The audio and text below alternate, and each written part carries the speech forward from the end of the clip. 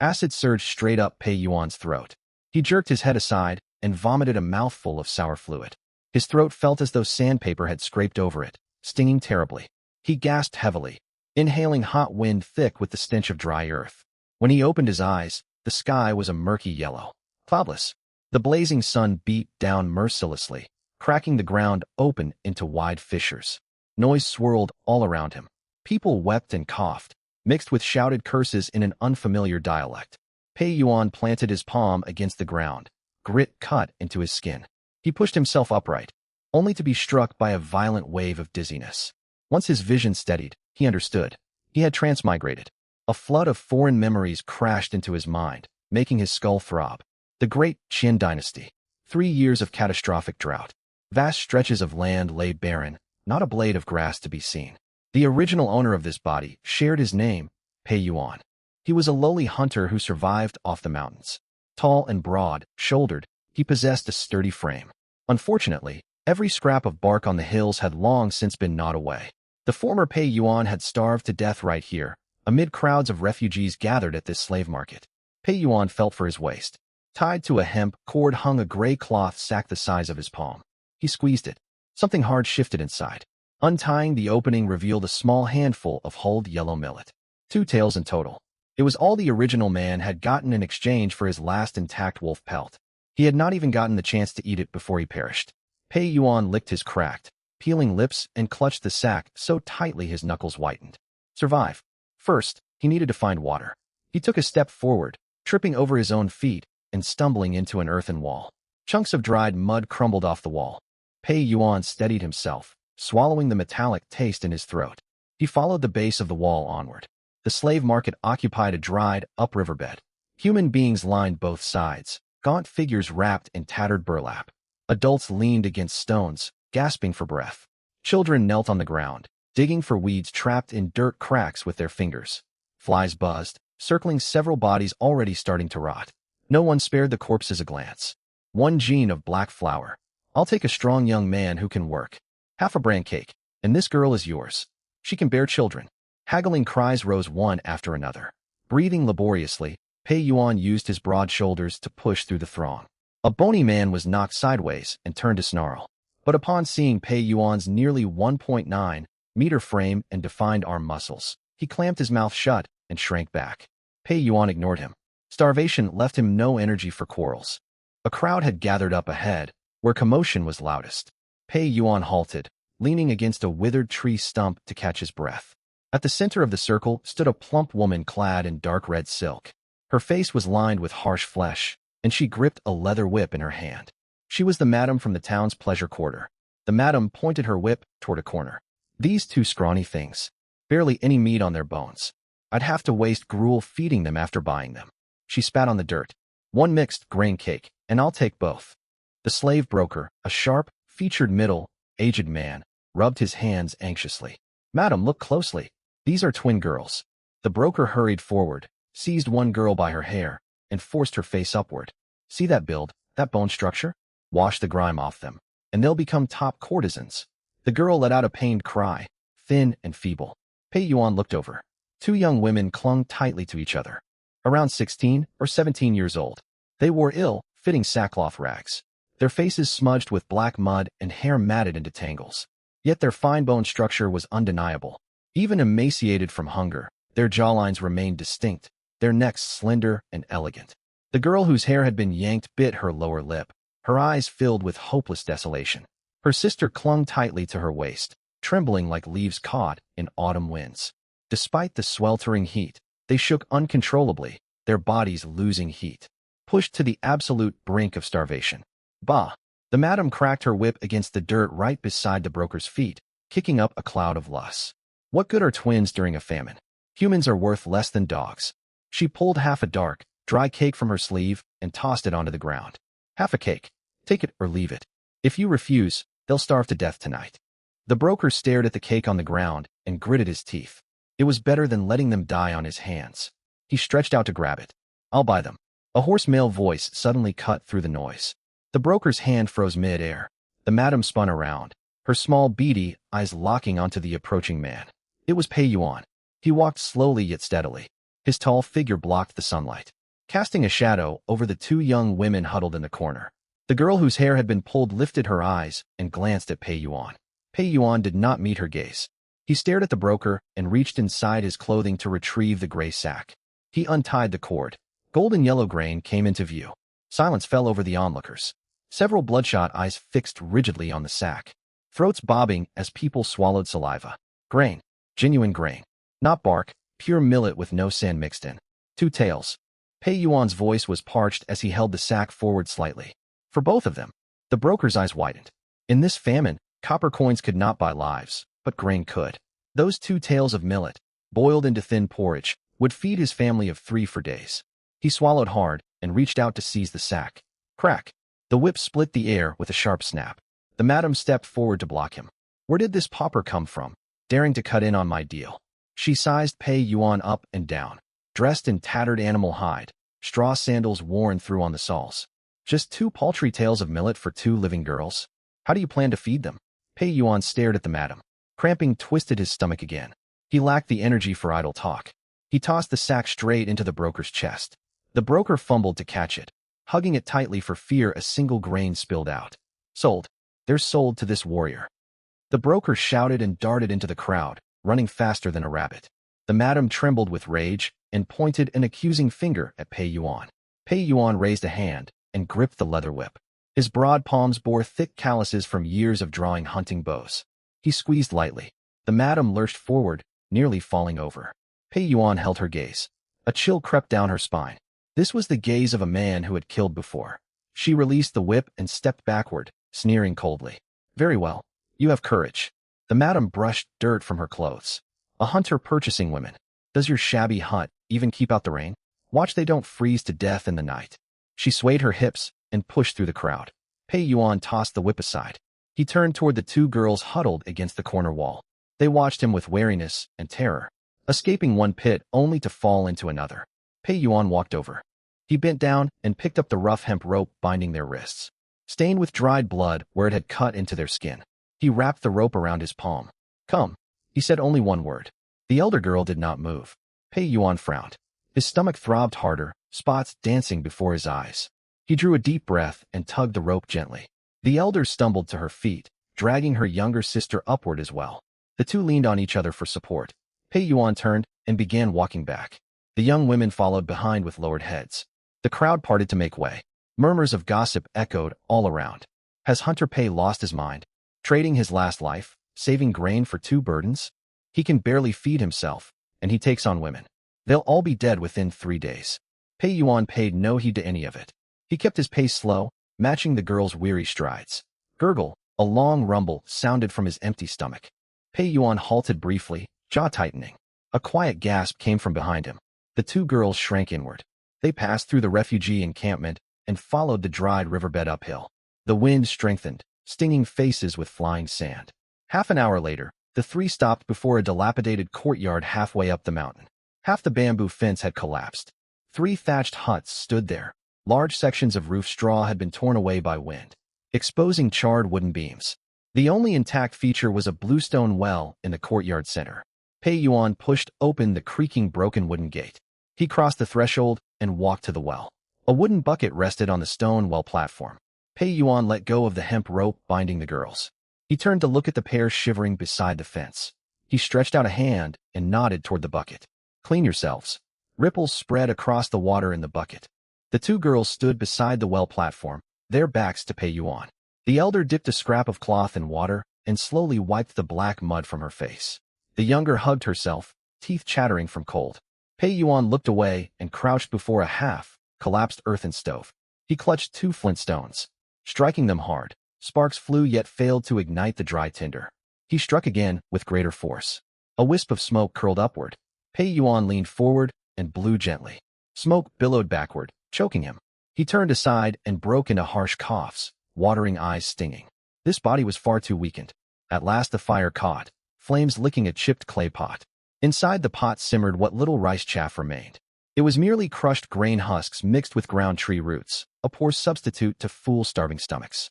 When the water boiled, a faint moldy scent rose. Pei Yuan stirred the contents with a wooden spoon. His stomach roared once more. He pressed a hand to his abdomen and breathed deep to suppress rising acid. The splashing at the well fell silent. Pei Yuan lifted the clay pot and poured the thick chaff gruel into 2 coarse ceramic bowls. "Come eat." He did not turn around, his throat still dry. Soft footsteps sounded behind him. Pei Yuan rotated. His hands holding the bowls froze mid-air. The gruel sloshed, nearly spilling over the rims. The mud had been washed away. Standing before him were no ordinary refugee village girls. Clad in ill-fitting burlap rags, torn fabric revealing skin startlingly pale. It was not the weathered pallor of peasants exposed to wind and sun, but the fair skin of ladies raised behind wealthy household walls, spared heavy labor. Their facial features were identical.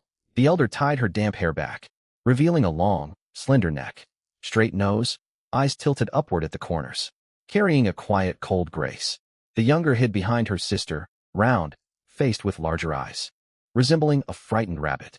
Pei Yuan's fingers brushed the edge of the bowl.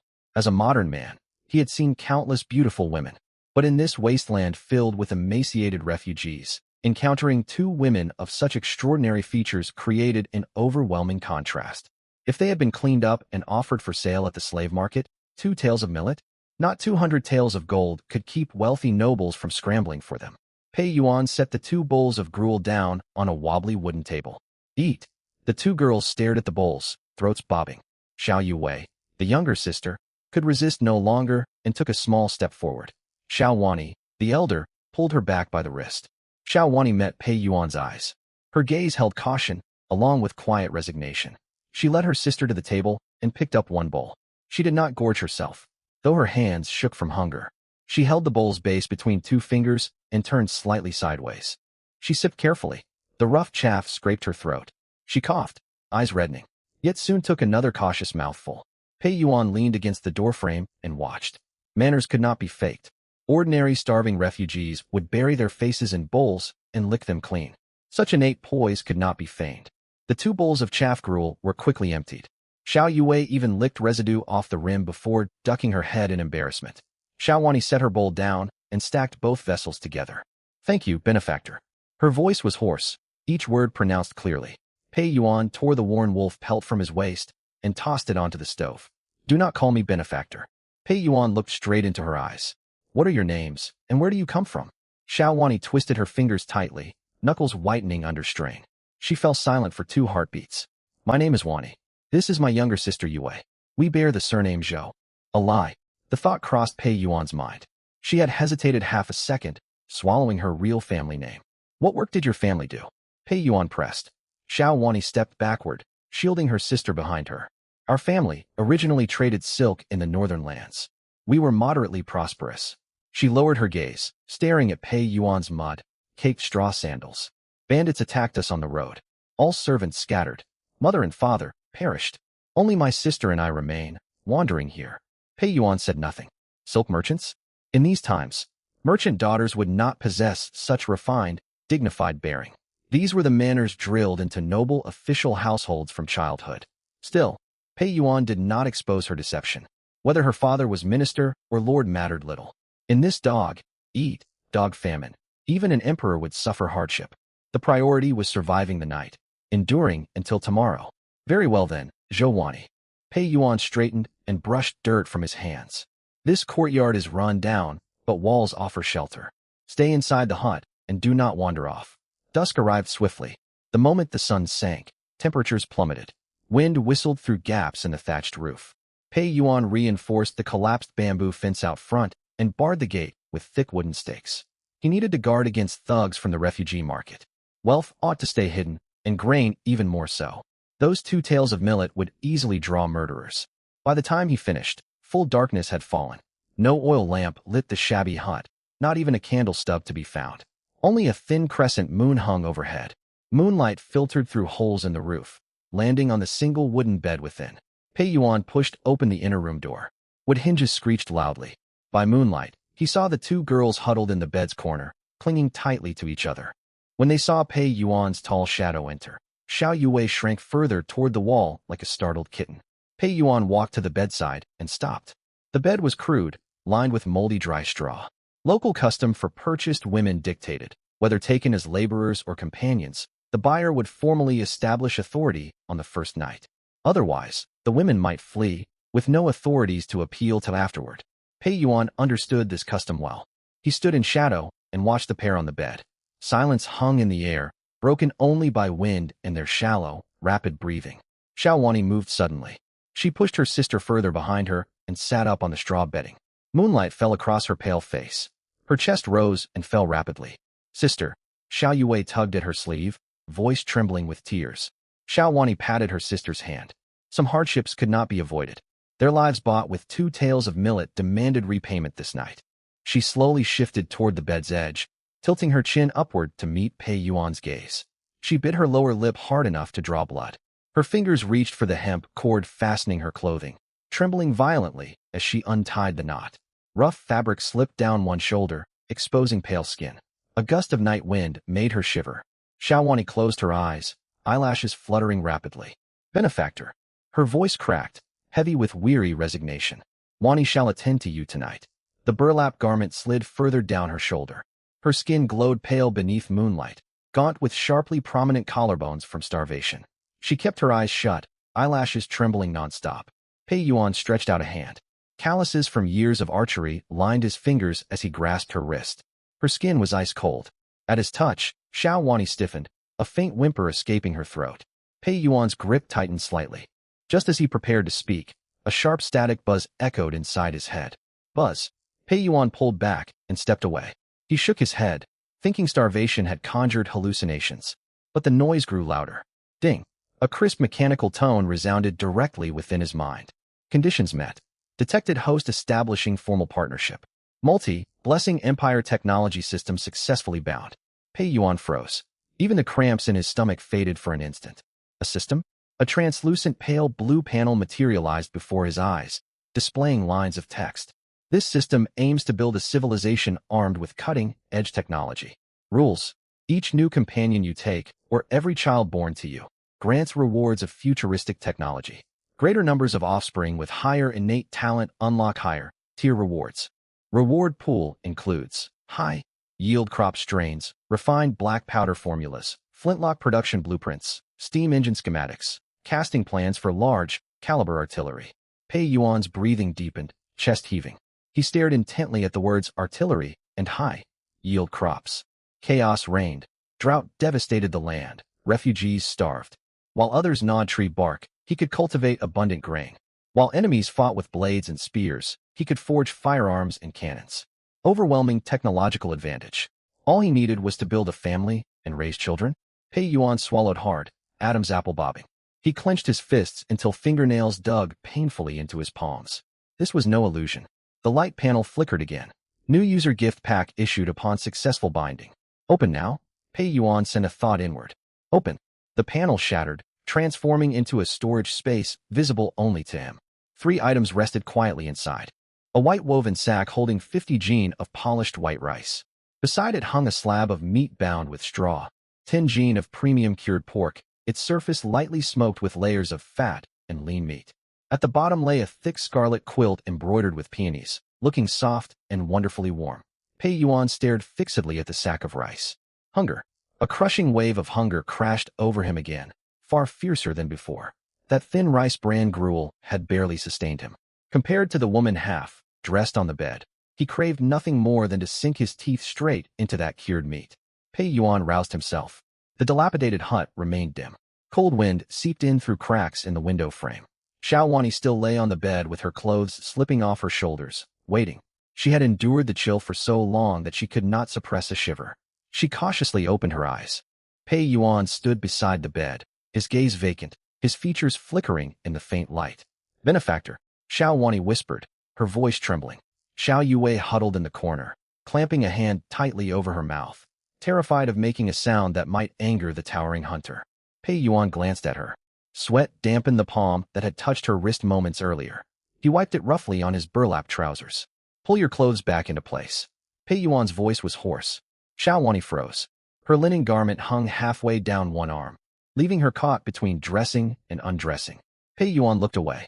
He turned, snatched the wolf pelt mat draped over a rickety wooden chair, and tossed it onto the bed. Lay this beneath you, lest you freeze. With that, he strode out of the inner room and pulled the door shut behind him. The wooden door slammed hard, shaking loose clumps of dirt from the doorframe.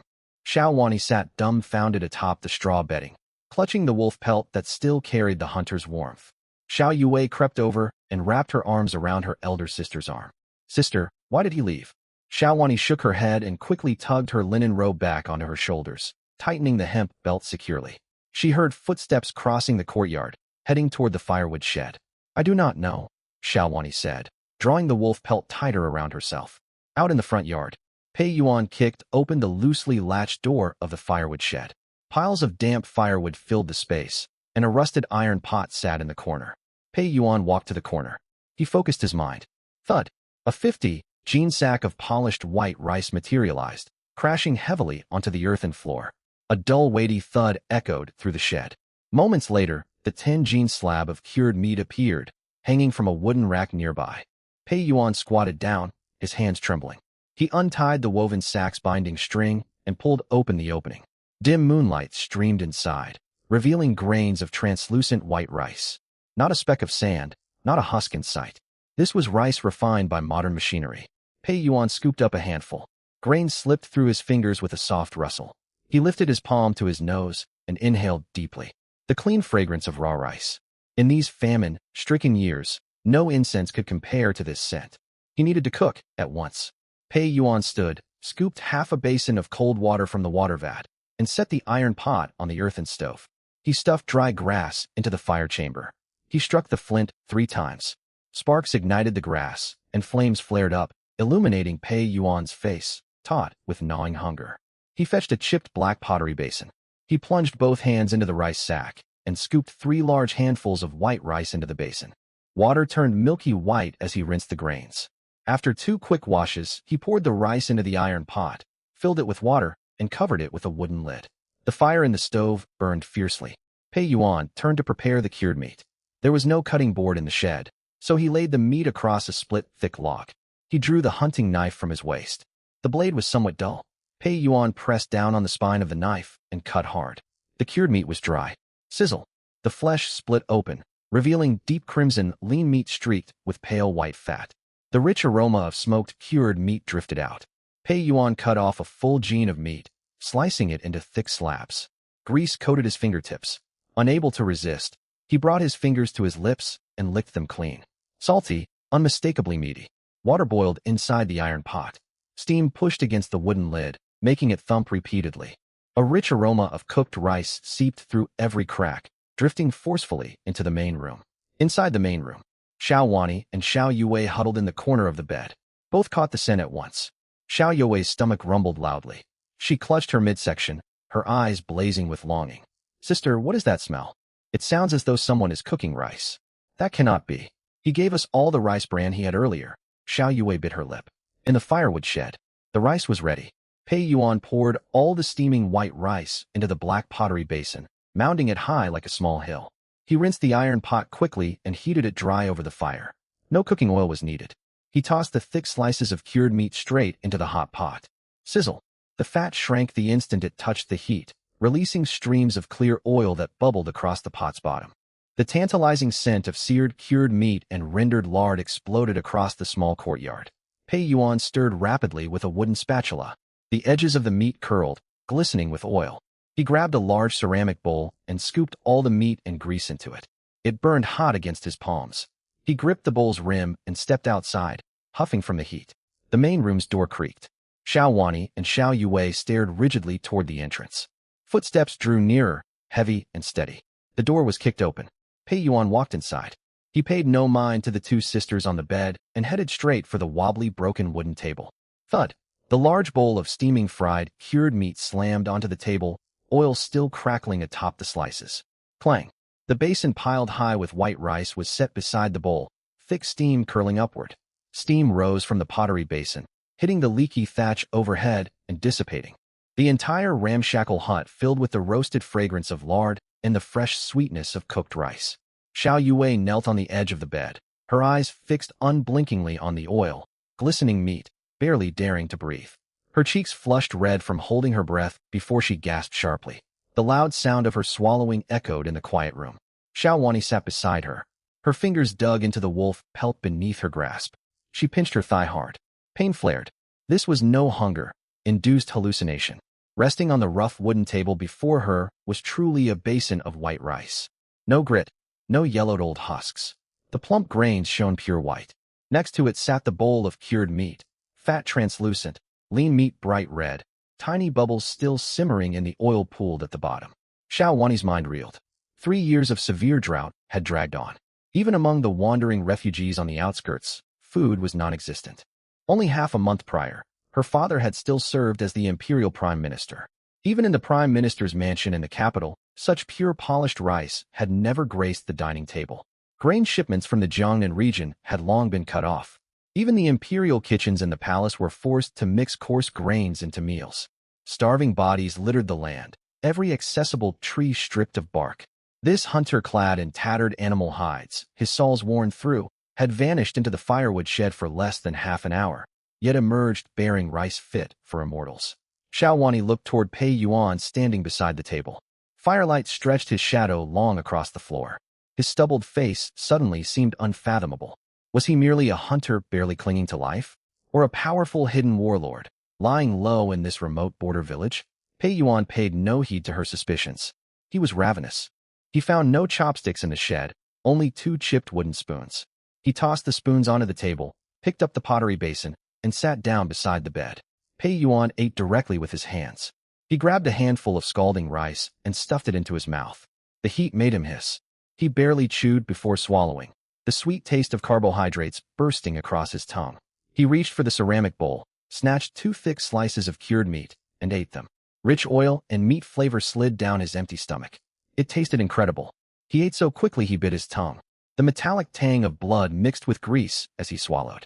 After 3 large mouthfuls, the stabbing pangs in his stomach faded. Pei Yuan exhaled a warm breath and turned his head. He found the 2 sisters still frozen, staring at the basin in his hands. "What are you gawking at?" Pei Yuan set the pottery basin down heavily against the table. "Come down and eat. If you refuse, I will feed this to the dogs." His tone carried the irritability of a man starved to the brink. Xiao Yue flinched at his shout, but the meat aroma proved impossible to resist. She scrambled off the bed and rushed to the table. She grabbed 1 wooden spoon and scooped a huge mouthful of rice. It burned her tongue. She gasped repeatedly as tears streamed down her cheeks. "It's delicious, sister. It's real rice. It's wonderful," she mumbled through mouthfuls. Xiao Wani climbed off the bed as well. She walked to the table and picked up the second spoon. Her hands shook so violently the spoon clattered against the bowl rim. She scooped a small mouthful of rice and tasted it. The rich fragrance of rice shattered every trace of her composure. All the etiquette of a noble young lady, all the rules drilled into the prime minister's daughter, vanished completely. Xiao Wani set the spoon aside. She followed Pei Yuan's lead, grabbing a slice of oil-drenched cured meat and biting into it. Grease trickled down her chin. She paid it no mind, shoveling mouthfuls of white rice after mouthfuls. Pei Yuan watched them silently. He made no move to snatch food away. There was enough rice here to feed 4 strong men. Weakened by starvation, the sisters could not eat much. A quarter of an hour later, Xiao Yue let out a loud belch. She covered her mouth, shifting backward awkwardly. Her stomach bulged slightly, and color returned to her pale cheeks. Xiao Wani also stopped eating. She wiped grease from her jaw with her tattered sleeve, her face flushing. Her ravenous eating had been unseemly, but food in her belly spread warmth through her frame. The deathly cold brought on by extreme hunger faded entirely. Pei Yuan stood up and gathered the remaining rice and meat from the table. He paused at the doorway. "Wash your faces. Wait for me." He carried the bowl back to the firewood shed. Xiao Wani watched his broad figure disappear outside. She glanced around the crumbling, thatched hut. Her earlier doubts solidified into certainty. A man who could produce grain of such quality without hesitation in these troubled times was no ordinary person. Bandit or rough warrior, he could keep them alive. Better alive than most people in this world. Xiao Wani bit her lower lip and made up her mind. The time it took to burn 1 stick of incense passed before Pei Yuan returned. He carried something thick bundled in his arms. By moonlight, Xiao Wani made it out. A brand new scarlet quilt. Large peonies were stitched across the fabric with golden thread, the red hue vivid and striking. Pei Yuan walked over, pulled the foul wolf pelt off the bed, and tossed it onto the ground. He shook out the scarlet quilt and spread it over the straw bedding. No red candles lit the hut, yet the bright quilt lent the humble room the faint atmosphere of a wedding night. Pei Yuan turned to face Xiao Wani. His meal had restored his strength. 2 sheng of millet had bought their lives. 50 gene of fine rice had granted them survival. Now it was time to settle the debt. Before Pei Yuan could speak, Xiao Wani stepped forward. She pushed her sister into the shadowed corner and whispered, "Close your eyes." She turned back toward Pei Yuan. Moonlight spilled over her features. Her former fear melted away from her cool face. She lifted her hands to the hemp belt of her tattered garment and pulled it loose. Her clothes slipped to the ground at her feet. A cold breeze swept over her, yet she did not tremble. She stepped closer, her cold fingers brushing the laces of Pei Yuan's rough animal hide tunic. She lifted her head, her beautiful eyes shimmering in the moonlight, filled with quiet resolve to cling to him. "Husband." She had changed her form of address, her voice soft yet steady. "Wani shall help you undress." The scarlet quilt felt soft as cloud. Pei Yuan reached out and took hold of her wrist, drawing her gently into his embrace. The faint scent of rice mingled with her clean, youthful aroma. He settled beside her on the bed. The rickety wooden frame creaked softly under their weight. Moonlight shifted, no longer reaching the corner of the bed. Only quiet murmurs and the rustle of straw echoed within the hut long into the night. The next dawn, the first ray of sunlight pierced through the holes in the roof, striking Pei Yuan's eyelids. He opened his eyes. No pounding headache, no weakness from hunger. Every bone in his body felt renewed, his muscles taut and brimming with vitality. He glanced down at his arms. Ribs that had been visible beneath his skin the night before were now covered by firm muscle, a subtle transformation brought by his bound system. Pei Yuan exhaled slowly, thoroughly at ease. He turned his head. Two heads poked out from beneath the scarlet quilt on either side. Xiao Wani lay with her back toward him, one bare shoulder exposed, breathing evenly. He had been impressed by her quiet fortitude the night before. Somehow, Xiao Yue had also crawled under the quilt, curled into a small ball and clinging tightly to one of his arms like an octopus. A faint smile tugged at Pei Yuan's lips. He considered slipping his arm free to linger beside them a little longer. Then boom, a deafening crash. The already fragile wooden courtyard gate was kicked violently from the outside and shattered to pieces. Splinters of wood flew far, clattering against the stone well platform. Boom. The crash of splintered wood rang in their ears. Straw and dirt showered down from the roof rafters. The bed shook violently. Xiao Yue let out a short scream and burrowed deep under the scarlet quilt like a startled quail. Xiao Wani jolted awake. She clutched the quilt edge tightly, her face drained of color as she stared fearfully toward the doorway. Pei Yuan moved swiftly. He rolled out of bed, grabbed his animal hide tunic draped over the broken chair, and pulled it on. He tied the hemp belt crookedly and secured it in a rough knot without stopping to adjust it. "Stay on the bed." Pei Yuan slapped the bedpost, his voice low and steady. "Do not come out, no matter what you hear." Xiao Wani bit her lip and nodded, her grip on the quilt growing tighter. Pei Yuan strode toward the door and pushed one panel open. Blinding morning sunlight stung his eyes. 4 men stood in the courtyard amid broken wood fragments. Leading them was Wang Matzi, a shiftless local villager. His face was pockmarked, his greasy hair tied back with a scrap of cloth. In his hand, he gripped a pig-slaughtering knife with a thick spine, its blade crusted with old, dark dried blood. 3 vagrants stood beside him, gaunt as dried stalks, their sunken eyes glinting. Each clutched a blackened wooden club. Memories surfaced in Pei Yuan's mind. During the second year of drought, the original owner had starved and borrowed half a sack of moldy bran from Wang Matzi.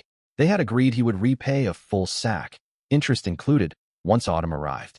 Now autumn had come. Not a blade of grass had grown in the parched fields, and the original owner had died at the slave market. These 4 men had come to collect their usurious debt and claim a life alongside it. Pei Yuan stood on the earthen step of the main hall and said nothing. The hearty meal of rice and cured meat, followed by a full night's rest, had left every joint in his body loose and comfortable. He twisted his neck, and his vertebrae cracked twice. "Pei the hunter, you're still alive." Wang Matzi pointed the slaughter knife at Pei Yuan and spat yellow phlegm onto the well platform. "The debt for half a sack of bran is due today. Hand over grain. If you can't pay, I'll skin you alive and sell your flesh." The 3 vagrants shouted in unison, brandishing their clubs. "Skin him. Pay with your life." Pei Yuan watched them coldly, as if observing 4 monkeys hopping about. He was about to speak. Wang Matzi suddenly cut off his shouting. His nose twitched wildly. A breeze swept through the yard, blowing from the firewood shed at the rear. Wang Matzi craned his neck forward like a wild hound, inhaling greedily. Slurp. He swallowed hard, his Adam's apple bobbing violently. "Boss, what's that smell?" The tall, thin vagrant beside him paused, nostrils flaring. It's meat," another vagrant's voice cracked. 3 years of famine. Not even rats could be found in the village. Trees had been stripped of bark, and people dug deep into the earth for kale and clay to eat. It had been a full year since any of them had caught so much as a whiff of meat. Yet rich fried lard fragrance drifted clearly from this courtyard, mixed with a faint sweet aroma, polished white rice. All 4 men's eyes turned bloodshot and wild, the primal hunger of starving beasts taking hold. You damn Pei Yuan. Wang Matzi advanced 2 steps, his hand gripping the knife, trembling with excitement. While every villager starves to death, you hide meat in this hovel? He struck the side of the cracked water vat hard with the flat of his blade. Search the place. The tall, thin vagrant and another thug dropped their clubs and charged toward the rear firewood shed like rabid dogs. Pei Yuan had already stored all supplies inside his system space. There was no grain left in the shed, but the iron pot still sat on the earthen stove. Pei Yuan had not washed it the night before, and dark congealed lard from frying cured meat coated the pot's base. Boss, grease. It's real lard. A desperate shout echoed out of the shed, as if the man had seen a long-lost relative. Scraping sounds followed immediately.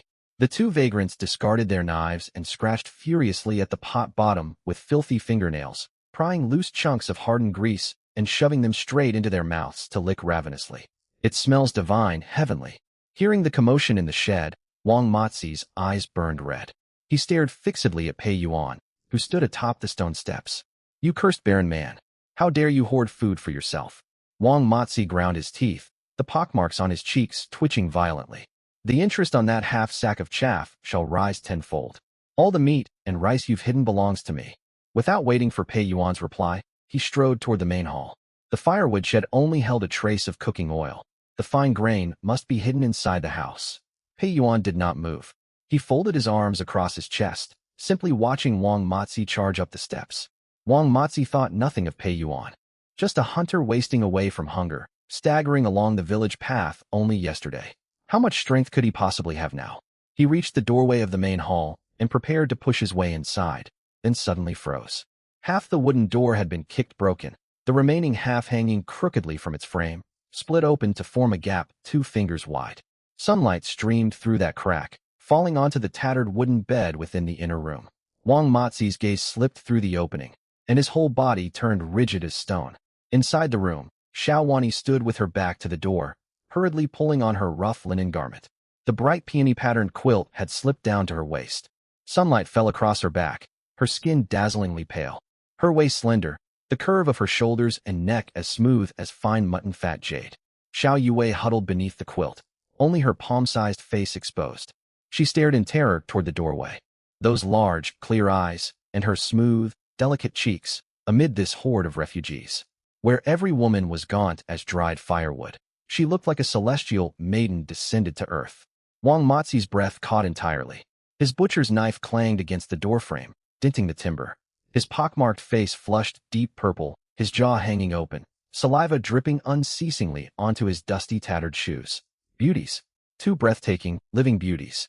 Blood surged straight to Wang Matzi's head. Compared to the lard simmering in the pot, these 2 women were true wealth. If he sold them to the river pleasure barge in town, or better yet, to the county magistrate, the grain he earned would feed him for 8 lifetimes. He spun sharply around, eyes blazing as they locked onto Pei Yuan. Greed, envy, and madness warped every feature of his face. You. Wang Matzi pointed at Pei Yuan, his fingers trembling. Where did you find such fair maidens? Pei Yuan lowered his crossed arms and flexed his knuckles. He glanced at the drop of saliva dangling from Wang Matzi's chin, a wave of revulsion rising in his stomach. Have you seen enough? Pei Yuan's tone was flat, as though commenting on the weather. I've seen more than enough. Wang Matzi burst into harsh laughter, shrill as a rooster choked by the neck.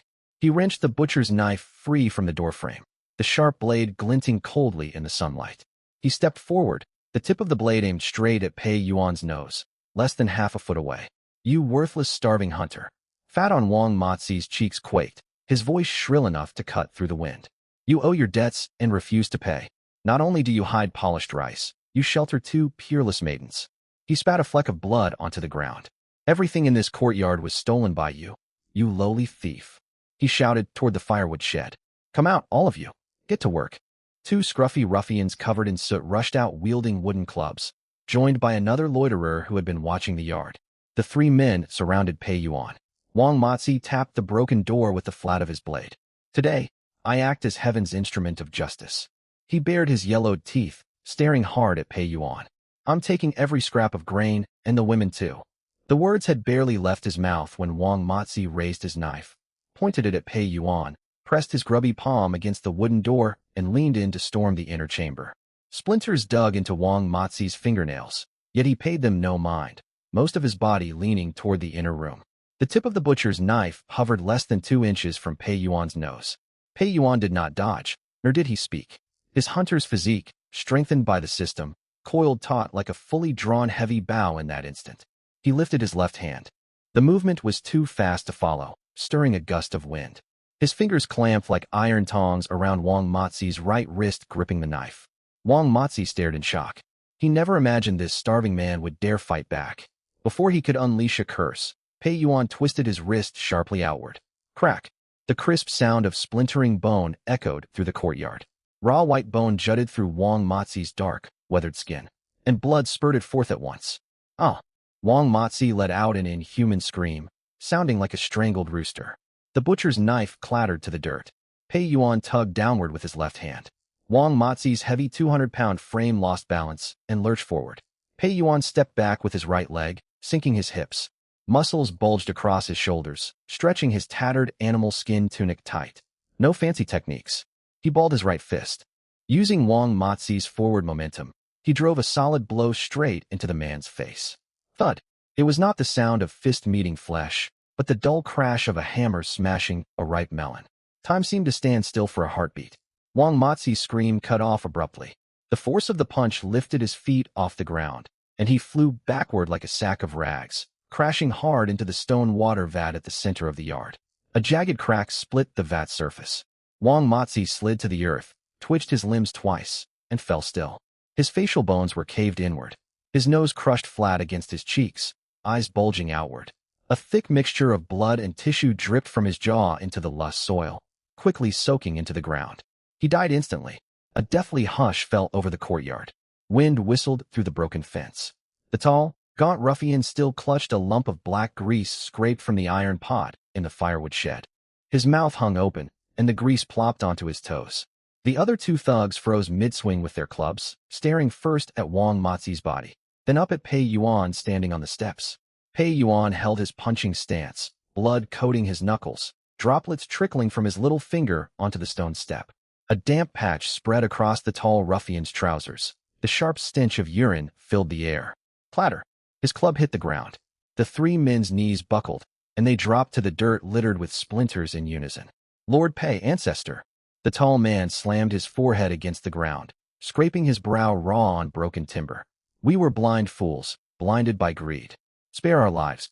The other 2 could barely form words, only banging their heads repeatedly, tears and snot smearing their faces. It was far too brutal. One punch had killed the burly Wang Matzi. This was no half-starved hunter. This was a living demon. Pei Yuan slowly lowered his fist and wiped the blood from his knuckles against the splintered doorframe, rough wood tearing at the clotted blood. He walked to the edge of the steps and looked down at the 3 wretched men kneeling below. Get out. Pei Yuan's voice remained calm, no trace of heavy breathing. Take that corpse with you. Do not foul my courtyard. The tall ruffian felt as though he had been granted amnesty. He scrambled over to Wang Matzi's body. Far too heavy for him to drag alone. He called frantically to the others. Hurry, help me lift him. His voice shook with terror. The 3 grabbed hold of Wang Matzi's arms and legs. The man's crushed face hung downward, blood still dripping as they stumbled out the courtyard gate like fleeing stray dogs, not daring to stop even long enough to retrieve the fallen butcher's knife. Pei Yuan watched them vanish down the dirt track, then bent to pick up the butcher's knife from the ground. Its blade bore several nicks, yet it was solid iron, heavy enough to serve him well in days to come. He tucked it into his waistband. Silence returned to the courtyard, save for flies drawn by the blood, circling above the dark stain on the soil. Pei Yuan turned and walked toward the shattered doorway of the main room. The chamber lay dim within. The 2 sisters huddled together beneath the red quilt on the bed, shaking like leaves. They had heard every sound from outside. The snap of bone, the dull crash of the punch, the thud of the body hitting the vat. Xiao Wani's face paled further. She had thought Pei Yuan merely a strong common laborer. She never expected him to kill so cleanly without the slightest flicker of hesitation. Pei Yuan paused in the doorway and did not step inside. The murderous aura clinging to him might frighten the women. Straighten your clothes. He turned his back to them, gazing toward the dirt road beyond the yard. It is over. No one will dare come to this courtyard to harass us again. Xiao Wani swallowed dryly. She released her grip on the quilt and pulled on her linen tunic in a rush, fearing any delay might anger the man before her. The way she looked at Pei Yuan had shifted. The faint air of condescending charity faded, replaced by genuine awe. In this dog-eat-dog world, honor and morality offered no protection. Only fists as ruthless as his could shield them. Word of Wang Mozi's violent death spread across the village that very day. No one reported it to the authorities. The villagers were wasting away with hunger. County constables would not trouble themselves to travel out here. The death of a ruffian mattered less than that of a stray hound. Still, all villagers crossed to the far side of the path when passing Pei Yuan's courtyard, not daring to glance inward. Rumors spread. The hunter who once staggered weakly along the road had been possessed by a starving ghost. A single blow could cave a man's skull inward. Pei Yuan welcomed the peace. He kept busy over the following days. He cut several dead trees from the hills behind the village, split timber with the butcher's knife. He mended the collapsed fence surrounding the yard and repaired the broken wooden doors. The steady crash of his axe splitting firewood echoed through the courtyard from dawn till dusk. Days slipped by. A full month passed. No rain had fallen. The blazing sun hung high every day, scorching this barren land. Yet within this rundown cottage lay a different world. The 50 gene of polished white rice and 10 gene of cured pork delivered by the system sustained the three of them. Pei Yuan strictly rationed their food. 2 meals each day, thick rice porridge seasoned with tiny slivers of cured pork. Even this modest fare allowed the two sisters to regain flesh on their bones. Xiao Wani's sickly pallor faded, replaced by a healthy flush. Her figure gradually filled out, stretching the seams of her linen dress tight. The change was even clearer on Xiao Yue. Her round cheeks filled out, her eyes bright and lively, like a well-fed kitten. Early one morning, the sun rose to shine upon the newly repaired gate. Quiet settled over the courtyard. A rough wooden table had been moved to the center of the main hall. Pei Yuan sat beside it, holding a chipped ceramic bowl filled with steaming rice porridge. Xiao Yue sat nearby, carefully scraping every grain of porridge from the bowl bottom with a cracked wooden spoon. Xiao Wani sat across from Pei Yuan with her own bowl. She had twisted her hair up with a thin wooden stick that morning, exposing her fair neck. Pei Yuan sipped his porridge and set the bowl down, reaching for the small dish of fried cured pork bits on the table. Across from him, Xiao Wani suddenly froze. Her spoon hovered midair, her brows knit tightly, her complexion turning sickly pale in an instant. The rosy color drained from her lips. She set down her bowl and pressed a hand hard against her chest. Pei Yuan's movements halted. "What is wrong?" he asked. Xiao Wani did not answer. Her throat bobbed violently. The next moment, she twisted aside and retched heavily onto the earthen floor. Ugh! She doubled over. One hand clutched to her chest, the other white-knuckled on the edge of the table. Her shoulders shuddered violently. Tears forced down her cheeks. Xiao Yue panicked. Her half-full bowl of porridge swayed, and the wooden spoon clattered onto the table. "Sister, what's the matter?" She stood hastily and reached to pat Xiao Wani's back. The moment her palm touched her sister's spine, Xiao Wani was seized by another wave of nausea and could only wave her away, unable to speak. Pei Yuan sat watching Xiao Wani's flushed face contorted by retching. He set down his bowl and counted the days. It had been nearly a month. Pei Yuan stood abruptly, strode around the wobbly-legged table, and caught hold of Xiao Wani's right wrist resting on the table edge. "Stay still." His voice grew heavy. Xiao Wani started at his sudden action, fighting the roiling nausea in her stomach. She let him hold her wrist, staring at him in confusion. Pei Yuan pressed his index and middle fingers to her pulse points. His original body had been a mountain hunter who roamed deep forests year-round. He had studied basic herbal medicine and pulse diagnosis for 2 years with a blind village healer. He was no physician, unable to treat severe illnesses. Yet he could distinguish the most common pulse patterns. Pei Yuan held his breath and gently pressed his fingers down. Silence hung in the shabby room, broken only by Xiao Wani's labored breathing. The pulse thrumming beneath his fingertips flowed smooth and continuous, like pearls rolling across a jade plate. A slippery pulse. Pei Yuan lifted his hand. His chest rose and fell sharply, and he rubbed his fingers against his tunic. Xiao Yue was nearly in tears. "Husband, did my sister eat something spoiled? Could the cured pork have gone bad?" "It is not food poisoning." Pei Yuan's gaze rested on Xiao Wani. He swallowed hard, his Adam's apple bobbing. "She is with child." The air stilled. Xiao Wani sat rigid in the broken wooden chair, her breath catching. Her hand slipped from the table and settled lightly over her flat abdomen. Confusion flickered across her face, quickly followed by tangled emotions. Xiao Youwei's eyes widened, her mouth hanging open, unable to utter a sound. Before either woman could absorb the news, a shrill electric hum exploded inside Pei Yuan's skull, as though a giant bronze gong had been struck beside his ear. He stepped backward, pressing a palm to his throbbing temple. A pale blue light panel unfolded before his eyes, its text blazing gold, flickering twice as fast as usual. Ding! Congratulations to the host. Primary wife's first pregnancy. Reproduction condition fulfilled. Epic first-time system reward activated. Reward pool opening. Pei Yuan's breathing quickened, his heart pounding like a war drum as golden characters appeared one after another. Reward 1. 100 gene of super drought-resistant hybrid rice seeds. Reward 2. 100 gene of ultra-cold resilient high-yield potato seeds. Reward 3. Basic soil conditioner bonus additive pre-coated onto seed surfaces. A true grand prize. Pei Yuan understood the immeasurable value of these supplies. 3 years of relentless drought blighted the land. Ordinary rice seedlings withered to dry stalks within hours of planting. But the seeds granted by the system were drought-resistant hybrids. Potatoes, too, thrived even in barren, parched soil.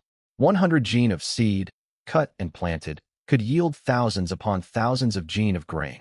In this great Qin dynasty, where famine claimed countless lives and human suffering ran rampant, grain meant survival.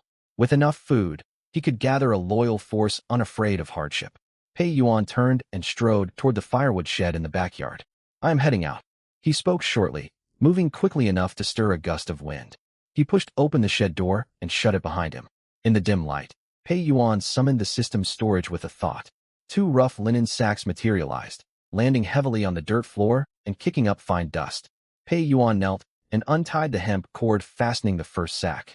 Inside lay plump golden rice seeds, larger than ordinary grain, carrying a fresh, earthy scent.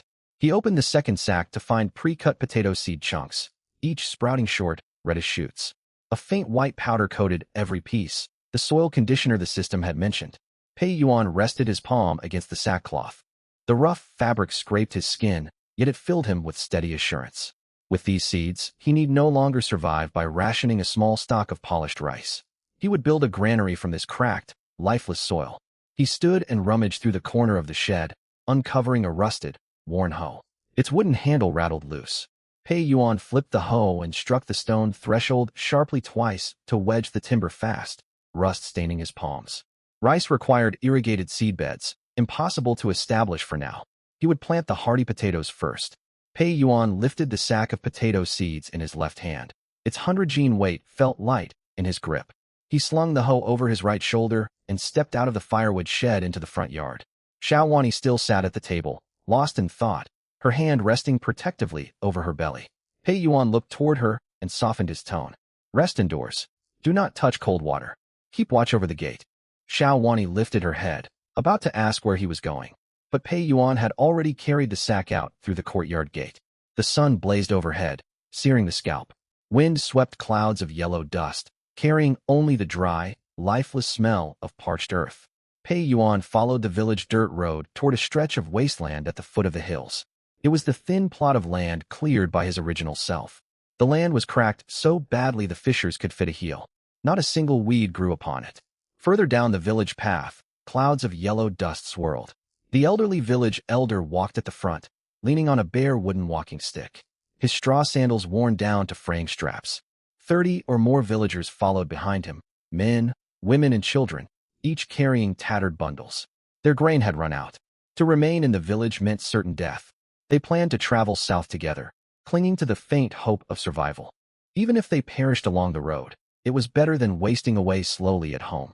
The procession moved at a snail's pace, filled with nothing but heavy gasps and occasional fits of coughing. As he passed the wasteland at the foot of Pei Yuan's back mountain, the village elder halted. His walking stick thudded against the dry earth. He squinted his clouded eyes and raised a gnarled hand to shield himself from the blazing sunlight, fixing his gaze on the parched fields steaming in the distance. The villagers trailing behind him stopped as well, following the elder's line of sight. Out in the wasteland, Pei Yuan had stripped off his animal skin tunic, bare-chested. Hard, defined muscles glistened with sweat, bronze-hued beneath the sun. He gripped a rusted hoe with both hands, lifting it high before driving it hard into the cracked, hardened soil. Thud! Dry dirt scattered, forming a shallow pit. Pei Yuan tossed aside the hoe, grabbed a yellow tuber sprouting purple buds from a sack. He tossed it into the hole.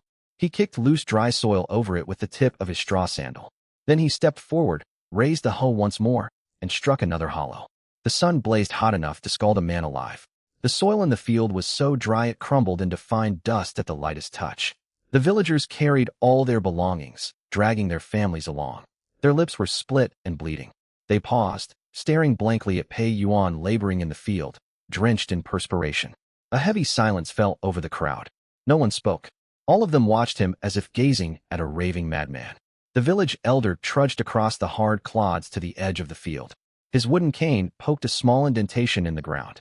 He broke into a violent coughing fit, his rattling lungs sounding like a cracked gong. Calloused hands braced against the cane's top as his cloudy eyes settled on Pei Yuan. Young Pei. The elder's voice was dry as sandpaper. Stop what you're doing. This land is smoking with drought. He tilted his chin toward the ground, where clods crumbled into powder that swirled up as yellow dust at the slightest breeze. There isn't a trace of moisture left in the earth. Even gold buried, here won't grow a blade of grass. Don't lose your wits. Behind the elder stood the villagers, gaunt and hollow-eyed. They clutched tattered bundles, leading children too, starved to keep walking. Their gazes toward Pei Yuan held only numb resignation. The elder heaved a long sigh. We must flee south. Perhaps we'll find a river with flowing water, a chance to survive. Pei Yuan did not pause swinging his rusted hoe. Thud! He split another slab of hardened earth. He straightened, dropped another seed tuber into the hollow, and covered it with loose soil, using his sandal. Sweat streamed down his bronze chest, hitting the dry ground and vanishing instantly. Pei Yuan wiped sweat from his face and lifted his head. The south is no different. Grain has failed everywhere. His tone was quiet yet steady. Flee if you wish. I, Pei Yuan, will settle here. I will not leave. A murmur rippled through the villagers. Some shook their heads. Others parted their cracked lips to mutter. He's lost his mind. Starvation has addled his senses. The elder stared at Pei Yuan for a long moment. A flicker of pity crossed his misted eyes.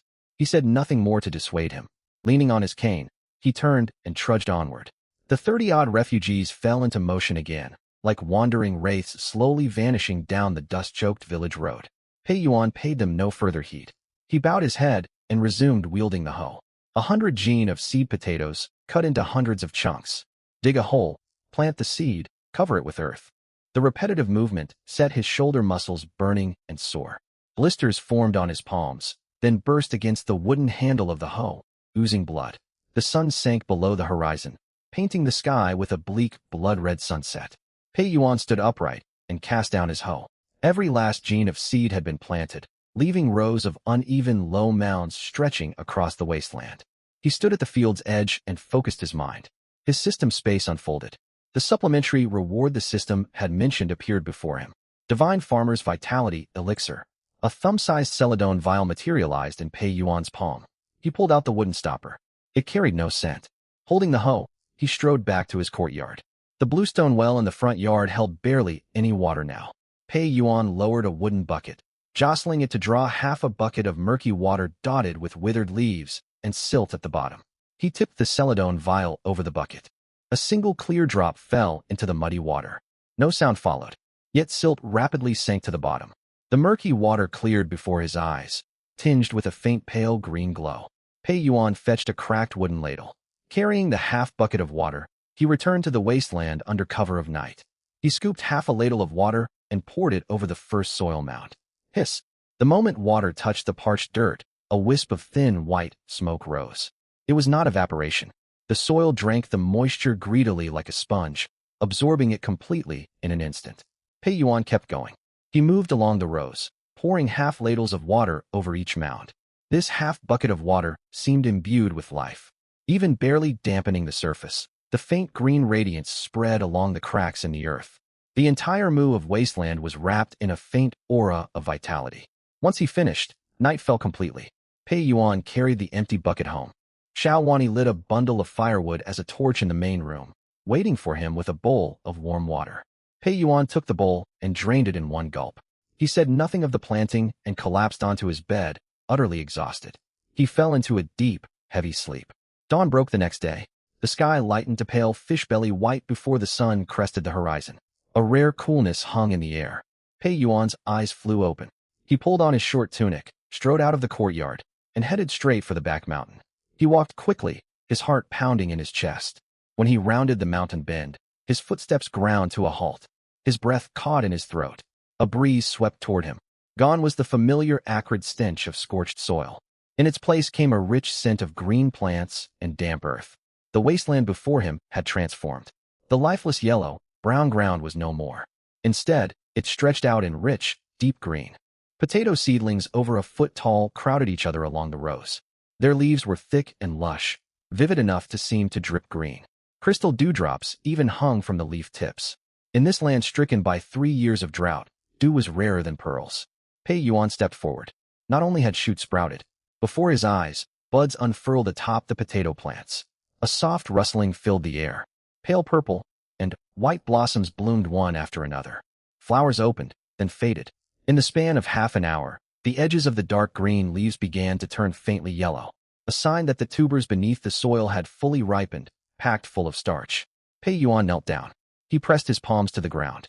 The soil was no longer hard as iron.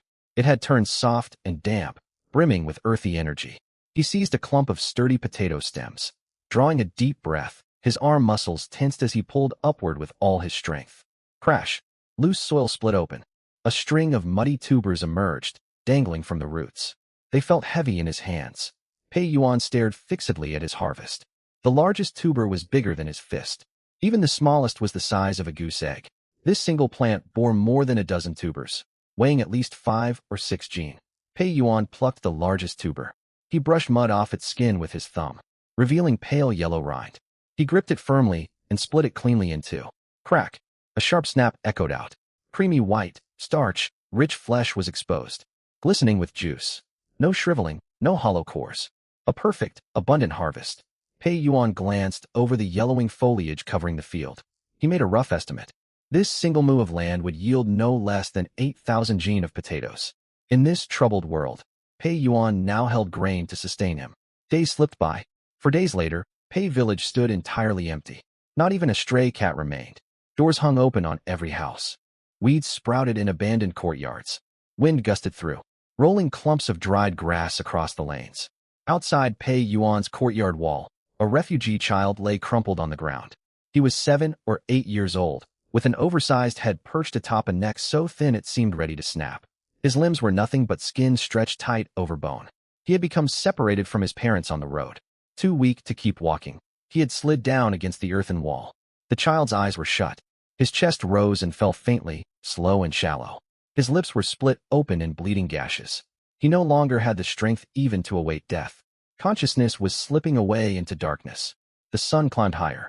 Noise drifted out from the courtyard. Then a light wind drifted over the broken bamboo fence and washed over the child's face. It carried a scent, not the stench of rotting rats or sour bark. It was sweet. The rich caramelized sweetness of carbohydrates roasted over open flames, sugars drawn fully to the surface. The child's shrunken stomach cramped violently. His Adam's apple bobbed sharply. He scraped his fingers across the lus, leaving 5 bloody gouges. His eyes flew open. A desperate, feral glint shone in his gaze. The child dragged himself forward like a crippled insect, slowly crawling toward Pei Yuan's rickety wooden gate. The gate stood slightly ajar, a gap 2 fingers wide. The soul, teasing roasted aroma drifted straight out through that crack. The child pressed his cheek against the wooden planks. Splinters dug into his skin, yet he felt nothing. Bloodshot eyes stared intently through the slit into the yard. Through the 2-finger gap, the child's gaze locked onto the scene inside. A bonfire blazed brightly. Pei Yuan squatted beside the flames, holding a sharpened wooden skewer. Several large yellow tubers lay buried in the hot ash, bigger than a common rice bowl. Their skin blackened and split from roasting, thin wispy white steam curling from the cracks. Pei Yuan fished one out with the skewer. He picked up a brush woven from grass, dipped it in leftover cold lard scraped from the bottom of a clay pot, and brushed it across the cracked skin. Sizzle. Fat melted on contact with heat, seeping into the hot, starchy flesh. The mingled scent of caramelized starch and grease wrapped around the child's throat like an invisible fist. The child swallowed loudly. The sound carried. Pei Yuan froze, turning his head toward the gate. He stood and strode over. Creak. The wooden gate swung open. The child lost his support and tumbled onto the loss. He could not rise. He simply tilted his oversized head upward, his dry lips parting weakly. Pei Yuan looked down at the bag of bones before him. He walked back to the fire, wrapped the oil, glistening roasted tuber in 2 large leaves, then returned and knelt to hold it to the child's mouth. Eat. The child lunged forward. He clutched the scalding tuber in both hands. His fingers burned red, yet he refused to let go. He buried his face in the split rind and bit off a huge mouthful. It burned his mouth. He gasped for air as he chewed, whimpering softly. Tears mixed with mud on his cheeks. A divine fruit. He mumbled through a mouthful of food, choking until his eyes rolled. Pei Yuan went indoors and fetched a bowl of cool water, pouring it into the child's throat to wash down the starch stuck in his windpipe. Once he caught his breath, the child clung tightly to the remaining half-tuber. You are Widow Li's boy from the west end of the village. Pei Yuan recognized him. The child nodded, staring at Pei Yuan longingly, not bothering to wipe potato paste from his lips. How far have the villagers traveled? Pei Yuan asked. They can barely walk, resting at the dilapidated temple at Shalipo, 10 li away. The child's voice was thin as mosquito hum. Without food or water, covering 10 li a day was the absolute limit of their strength. Pei Yuan stood up. 8,000 jin of potatoes still waited to be dug in his back mountain field. He could not harvest them alone. He needed laborers. In troubled times, people were the greatest wealth one could possess. Go bring them back, Pei Yuan told the child. Tell them Pei Yuan will provide meals. 2 hours later, the sun dipped westward, stretching tree shadows long across the ground. A cloud of dust rose on the village road. 30-odd villagers shuffled forward, supporting one another. The village elder walked at the front, his cane tapping uneven holes into the dirt. They had dragged themselves back on their last shred of strength. The scrap of oiled roasted potato rind the child had brought back was the last spark of hope keeping them alive. Pei Yuan's gate stood wide open. The villagers crowded outside, none daring to step over the threshold. Then every breath caught in their throats. In one corner of the courtyard rose a mound, a pile of yellow tubers stacked into a hill. Each one was fist-sized, some as large as melons. Still carrying fresh soil, Pei Yuan sat beside the well, holding a wooden basin filled with mashed roasted potatoes. He stirred the contents with a wooden spoon, scooping in a spoonful of lard and meat scraps, scraped from the pot the night before and mixing it into the potato mash. Rich oil scent filled the air. A gaunt yellow dog wandered over from nowhere and settled at Pei Yuan's feet, its tail wagging furiously. It was the village stray, starved down to skin and bones. Pei Yuan grabbed a handful of mash from the basin and pressed it into a fist-sized patty. He tossed it onto the ground. The potato patty rolled a short distance. The dog pounced, biting down hard. It yelped from the heat, yet swallowed it whole without chewing. Once finished, it stared back at Pei Yuan expectantly. A deathly silence hung over the gate. 30 pairs of eyes stared fixedly at the dog. The village elder's dry lips trembled violently. He had endured 3 years of famine. He had watched neighbors trade children for food, watched living men waste away into corpses. Yet now, the stray dog in Pei Yuan's courtyard ate food mixed with meat scraps. Finer fare than any refugee could dream of. The elder's resolve crumbled completely. Clatter. His wooden cane slipped from his grasp and hit the loss. The elder's knees buckled, and he knelt heavily on the dirt. Master Pei, his voice cracked with tears. Take us in. We will work for you like cattle. Like dominoes toppling one after another, the villagers sank to their knees. Men, women, elders, children. A sea of kneeling figures spread across the ground.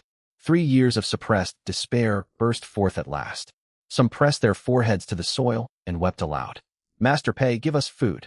I am strong. I can work hard. Just half one of those tubers is enough for me. Lord, you are our savior. Wails echoed through the air. Pei Yuan set the wooden basin on the stone edge of the well. He wiped his hands on his rough trousers and walked to the gate. He made no move to lift the elder from his knees. In chaotic times, kindness alone meant nothing. He needed rules. I will feed you, but there are conditions. Pei Yuan's quiet voice cut through all the crying. The villagers fell silent instantly, gazing up at him. My rule is simple. Those who stay owe their lives to the Pei household. Pei Yuan's gaze swept across the crowd. Able-bodied men will form a guard unit and bear arms to follow me. Women and elders will work the fields. Anyone who shirks labor will be driven out of the village. Do you understand? We understand. We understand. Master Pei, we will follow wherever you lead. We will not hesitate. Several men thumped their chests loudly. Before a full stomach, life counted for little. Pei Yuan nodded. He gestured toward the mound of potatoes in the courtyard corner. Tiniu, Pei Yuan called out. A stocky, powerfully built dark-skinned man stepped forward from the crowd, half a head shorter than Pei Yuan. Apart from Pei Yuan, he was the only villager skilled at hunting. Master Pei, speak your orders. Tiniu bowed his head respectfully. Take 5 men and dig up the 8,000 gene of potatoes from the back mountain. Bring them all into storage. Tiniu gasped. 8,000 gene. He dared not ask further questions. He quickly gathered his men, grabbed crude farm tools, and hurried toward the back mountain, running faster than rabbits. Elder, Pei Yuan turned to the kneeling old man. Set up cauldrons. Wash these potatoes and boil them. Everyone eats first. Half an hour later, 5 large iron cauldrons stood over firewood in the abandoned threshing ground at the village center. Water came to a boil, and the clean giant potatoes tumbled into the pots. Starch churned in the boiling water, and the fragrant aroma spread to fill the entire village. Xiao Wani and Xiao Yue stood behind Pei Yuan. They watched the village stir back to life. Xiao Wani rested a hand on her flat stomach, her gaze lingering thoughtfully on Pei Yuan's broad back. This man could conjure grain out of nowhere. What was more, he had turned a band of dying refugees into utterly devoted followers in a matter of hours. She had never seen such skill even among the nobles in the capital. Lift the lids, the village elder shouted in his hoarse voice. Wooden covers were pried open. White steam billowed high into the air. Villagers lined up holding broken bowls. No one dared push or fight. Pei Yuan's rules had already taken root deep in their minds. Tiniu carried 2 boiled potatoes split open and squatted beneath a tree. Ignoring the heat, he stuffed mouthful after mouthful into his mouth, tears streaming down his face as he ate. As the whole village hunched over their potatoes, a cloud of yellow dust rose on the dirt road leading into the village. Clatter, clatter, clatter. Rapid hoofbeats drew nearer. Pei Yuan held a peeled potato in his hand and paused. He lifted his head toward the village entrance. The dust cleared. 12 county runners dressed in red and black official uniforms rode scrawny horses, armed with spears, charging into the village with fierce expressions. The head constable wore a gleaming single-edged blade at his waist. Hooves crushed an earthen vat at the village gate, sending pottery shards flying. Imperial grain tax collection. Everyone come out at once. The constable roared, drawing his sword and pointing it toward the threshing ground. The 12 horses skidded to a halt at the edge of the threshing ground. Dust kicked up by hooves coated the front row of villagers' faces. The lead constable, Lu, had a brutish face. His red and black uniform hung open, revealing sweat, slick chest hair. He smacked the flat of his blade against his saddle repeatedly. Are you all deaf? Constable Lu's thunderous shout echoed out. Terrified, the villagers clutched their half-eaten boiled potatoes to their chests and sank to their knees. Lu glanced over the crowd and saw no sign of wealth. The magistrate's order. This autumn's grain tax is levied per person, 1 dough of wheat per head. Anyone unable to pay. He pointed the blade toward the crowd. The men will be chained and sent north for forced labor. The women will be taken to work in the county's workhouses. A heavy silence descended, broken only by muffled sobs. Lu caught a whiff of something odd. In this barren backwater, people struggled to find wild greens to eat. Where did such a rich, starchy scent come from? His eyes fell on the object clutched by the village elder at the front. A yellow tuber larger than a rice bowl, still steaming hot. Lu dismounted from his horse. He kicked the elder hard in the shoulder. The old man toppled backward, and the boiled potato rolled onto the dirt. Lu picked up half of it. It was soft and hot beneath his fingers. He stuffed it straight into his mouth. After a couple of chews, his eyes bulged wide, and his Adam's apple bobbed wildly. Real grain. Nutritious food. Where did this come from? Lu grabbed the elder's collar and struck his face with the flat of his blade. The elder trembled too much to speak, squeezing his eyes shut. Lu lifted his gaze, following the villagers' involuntary glances. He spotted Pei Yuan's courtyard gate standing open. Tiniu and 2 other men carried heavy sacks toward the yard, fresh damp soil seeping through the fabric. Let's go. Lu tossed the elder aside and marched toward the gate with sword in hand. Outside Pei Yuan's courtyard, Lu halted at the doorway. Though the gate stood open, he wanted to assert his authority. He raised his booted foot and kicked the wooden panel hard. Boom. The gate crashed inward, striking the courtyard wall and shaking loose a shower of dust. County officials conducting an inspection. Everyone inside come. Lu's shout died in his throat, as though an invisible hand squeezed his windpipe shut. His jaw hung open, his brutish features frozen stiff. The sight inside the gate shattered his senses. In the center of the courtyard, Newly dug giant potatoes formed a mound 2 men tall. Their yellow skins still bore wet mud. Most were fist-sized, and the largest ones were as big as watermelons. And this was not all. Beside the mound of potatoes, dozens of coarse burlap sacks were stacked neatly. One sack gaped open, revealing golden rice grains within. Plump and lustrous like shards of gold, they glinted under the sunset. What made the sight even more striking was the chipped clay basin resting on the rickety wooden table beside it. A few gleaming white grains of polished rice clung to its inner walls. Head Constable Lou stepped back half a pace. A cramp seized his calf. The 11 runners behind him pressed forward. Once they saw what lay in the courtyard, a collective gasp rippled through the group. "Captain, this. A thin runner's voice trembled, and his single-edged sword nearly slipped from his grasp. 3 years of severe drought had blighted the land. Even tree bark had been stripped bare by starving folk. Yet tens of thousands of caddies of grain were piled within this courtyard. The first thought that crossed Head Constable Lou's mind. He had encountered a monster. This had to be sorcery. Only magic could conjure such enormous tubers out of parched, cracked earth, alongside rice of such extraordinary quality. A chill crawled up his spine. His legs weakened, and a trickle of warm urine seeped down his trousers, staining the bluestone slabs beneath his feet. Fear had gotten the better of him. Silence lasted but a few breaths. Terror born of supposed sorcery was swiftly swallowed by another emotion: greed. Rampant, unbridled greed. Having served in the county yamen for half his life, Head Constable Lou knew exactly what these stores of grain signified. These were not merely potatoes. They were silver coins, stepping stones to curry favor with high-ranking officials. If he hauled all this grain back to the county seat, the magistrate might reward him with a promotion to subprefectural clerk. He swallowed hard, forcing the stiffness from his legs. He straightened his back once more. Head Constable Lou fixed his gaze on Pei Yuan, who stood beside the stone well, wiping his hands with a tattered scrap of cloth. He recognized this hunter. Once destitute, Pei Yuan had once had to borrow money just to buy half a sack of chaff. What if he wielded some form of sorcery? Lou represented the Great Qian court. The iron batons carried by government runners existed to subdue all manner of monsters and sorcerers. Very well. Head Constable Lou let out a cold laugh and swung his saber, hacking it into a wooden pillar. Wood splinters flew everywhere. No wonder 30,000 caddies of relief official grain vanished from the county granary the night before last. He jabbed a finger toward the mound of potatoes, raising his voice sharply, brazenly twisting the truth. "It was you, this wicked commoner, who stole it." The runners understood his unspoken signal. Though the county granary held not a single grain left, in these troubled times, if an official accused you of theft, you were guilty. "Seize him." Head Constable Lou waved his arm. "The criminal and stolen goods are both here. Confiscate all this pilfered official grain and load it onto carts to return to the yamen." Tai Nyo clenched his fists until his knuckles creaked, ready to surge forward. Pei Yuan raised a hand to stop him.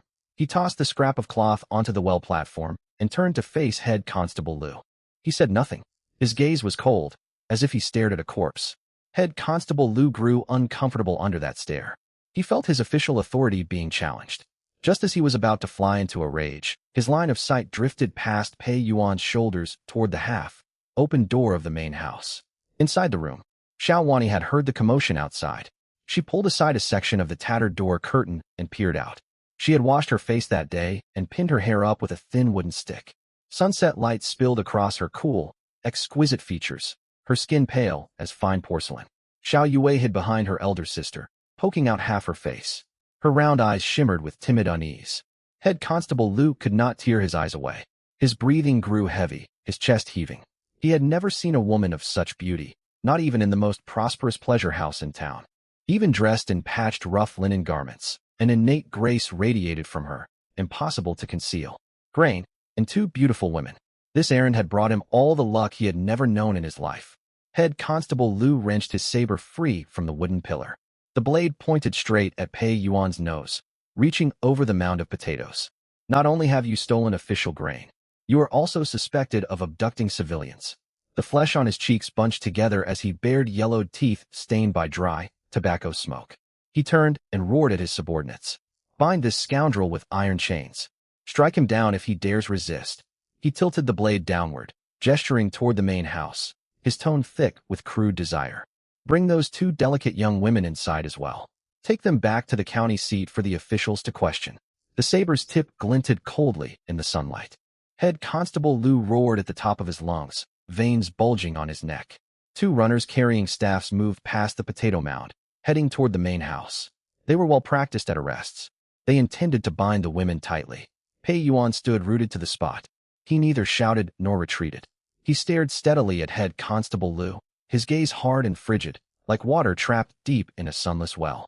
Abruptly, Pei Yuan turned his back on the advancing armed men and walked straight toward the earthen wall on the western side of the courtyard. A bow hung upon the wall.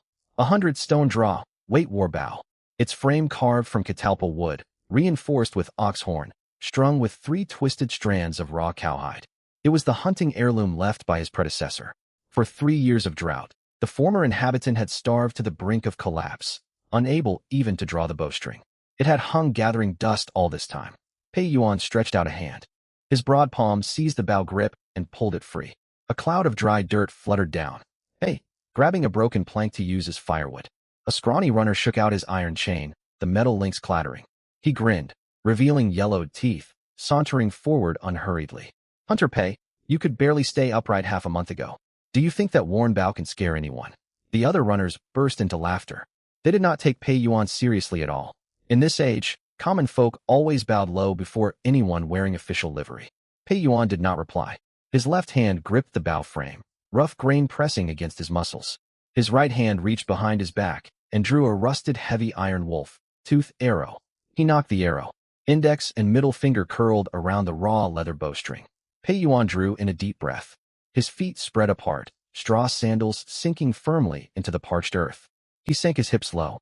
Muscles beneath his rough hide tunic bulged instantly, stretching the fabric taut. He exerted strength. A dull creak echoed as the catalpa frame, harder than iron bars, slowly bent beneath his immense power. The coarse leather string scraped against calluses on his fingertips. Draw further. He pulled the string all the way back to his ear, forming a perfect full moon. The rusted wolf-tooth arrowhead leveled, steady as stone, aimed directly at Head Constable Lu, a dozen paces away. The runner's laughter cut off as if severed by a blade. The scrawny runner froze mid-motion, chain hanging useless in his hand. He stared at the fully drawn heavy bow, a surge of dread prickling his scalp. How many hundred caddies of force did that require? This was a bear trapped in human skin. The flesh on Head Constable Lu's cheeks trembled. He finally sensed mortal danger. With the rusted arrow aimed straight at him, his throat turned dry, every hair standing on end. But he was the county head constable. Rebellion. You dare bear arms against government officers. Head Constable Lu shouted to bolster his courage and charged forward with raised saber. Cut him down. Pei Yuan watched him rush closer. He released his fingers. A low thunderous crack reverberated as the bowstring snapped forward, rippling the water in the stone vat nearby. No time remained for anyone to react. It was far too fast. Head Constable Lu had only taken his second stride when a dark streak flashed before his eyes. Next, a brutal tearing sensation struck him beneath the larynx. The arrow's tremendous momentum lifted the 200-pound man clean off his feet. He flew backward. Thud! The wolf-tooth arrow pierced his windpipe, driving onward to bury itself deep in the wooden doorframe of the main house. Feathers on the arrow shaft vibrated violently. Head Constable Lu was pinned to the frame. His saber clattered to the ground and rolled away. His hands clawed desperately at the arrow stuck in his neck, feet kicking uselessly in the air. Gurgling gasps escaped his throat, frothy blood spilling from his mouth, soaking his dark official uniform deep crimson. After fewer than 10 convulsions, his arms fell limp. His head lolled to one side. He was dead. A deathly silence descended over the courtyard. Only the steady drip of blood from the doorframe onto the stone steps could be heard. The remaining 11 runners stood stunned, clutching staffs and iron rulers. Their legs shook like leaves in the autumn wind. An arrow had hurled a man through the air and nailed him to wood. This was no sorcery. This was a living god of death. Pei Yuan lowered the bow. He did not draw a second arrow. He turned his head toward the threshing ground outside, where more than 30 villagers watched. The villagers were equally stunned. Moments later, the old village elder's chest heaved violently. Tainyo still held half a boiled potato in his hand. He glanced at the pot of simmering food, then back at the runners who had threatened to seize all the grain. Rage flooded Tainyo's eyes, turning them bloodshot. He stuffed the potato into his mouth and swallowed it whole without chewing. He snatched up a rusted broad, headed hoe resting beside him. They would steal our food. A beastly roar rumbled in Tainyo's throat. Attack! This was no cry of rebellion. It was the primal instinct of men, starved for 3 years, fighting to protect the food, keeping them alive. Tainyo charged forward like an enraged ox. He swung the hoe in a vicious arc crack. The scrawny runner with the iron chain never had time to block. The blade caved in half his shoulder. He screamed and collapsed to the ground. Beat these corrupt lackeys. The villagers erupted into action. The elder lifted his wooden walking stick. Women seized broken kitchen blades, fire pokers, even stones from the ground. 30 villagers surged forward like a breaking flood, overwhelming the 11 still dazed runners. Screams and the dull thud of blows blended together. The runners were accustomed to bullying defenseless folk. They had never faced such desperate, fearless resistance. Sticks rained down, their weapons torn from their hands.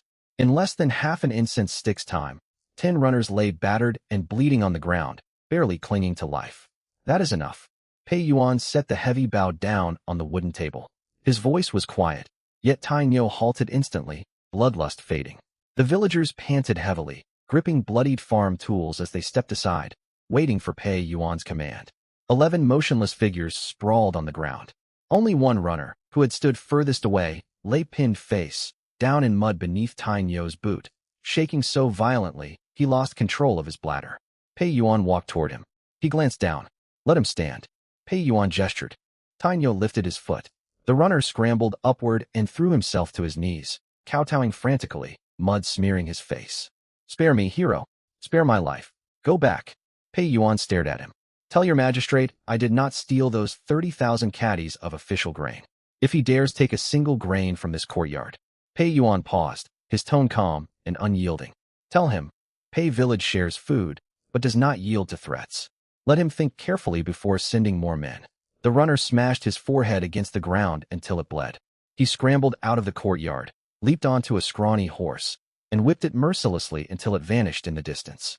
Several abandoned horses nickered on the threshing ground. Clean the blood from the yard. Carry the corpse to the back mountain for burial. Pei Yuan gave Tainyo his orders and walked toward the main house. Head Constable Lu's body still hung pinned to the doorframe. Pei Yuan stepped forward, gripped the arrow shaft, and pulled hard. A sickening grinding sound echoed as the arrow tore free. The corpse crumpled to the floor. Pei Yuan crossed the threshold and stepped into the inner room. Shadows filled the space. He lifted his hand to examine it. Flecks of blood had splashed onto his skin when he pulled the arrow, sticky and sharp with iron tang. The curtain rustled aside. Xiao Yue stepped inside, head lowered. She carried a rough wooden basin filled with freshly heated well water, thin white steam curling upward. She set the basin on a broken wooden chair. She avoided looking at Pei Yuan's blood-stained hands and laid a clean scrap of linen cloth along the basin's rim. The room was quiet.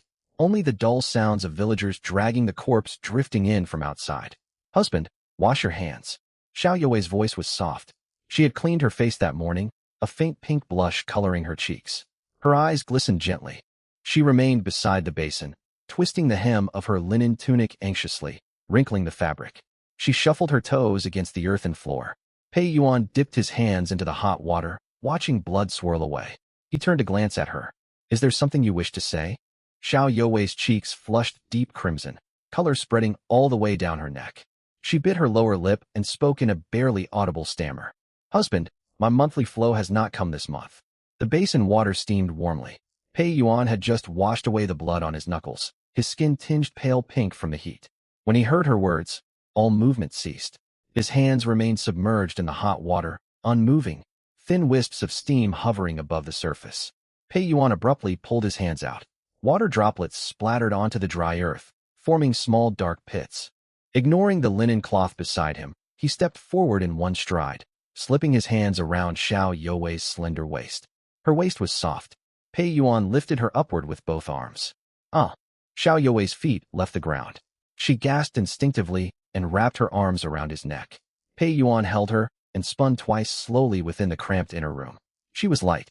Even after gaining weight these past weeks, she felt as delicate as cotton in his arms. Pei Yuan stilled. His chest rose and fell, his breathing heavy. Xiao Yue grew dizzy from the spinning. Her arms remained looped around his neck, her chin resting against his firm shoulder. Her face burned bright red, her breath quick and flustered. Husband, set me down quickly, she whispered, a note of pleading in her tone. Before Pei Yuan could speak, a clear metallic hum resounded deep within his mind. A pale blue light screen unfolded across his vision. This time, the characters glowed deep indigo, carrying the cold edge of battle. Ding! Consort Xiao Yue has conceived. Reproduction condition fulfilled. Reward 1.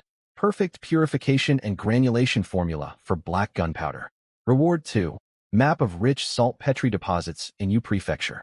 Pei Yuan's breath caught sharply. His heart thudded hard against his ribs. He set Xiao Yue gently onto the ground and patted her back to soothe her. Yet his consciousness was fully absorbed by the rewards unfolding in his mind. He had slain head Constable Liu and let one runner escape. Word of the grain stockpiled in Pei Village, paired with the charge of killing a government officer, meant the magistrate would soon send a large force to lay siege.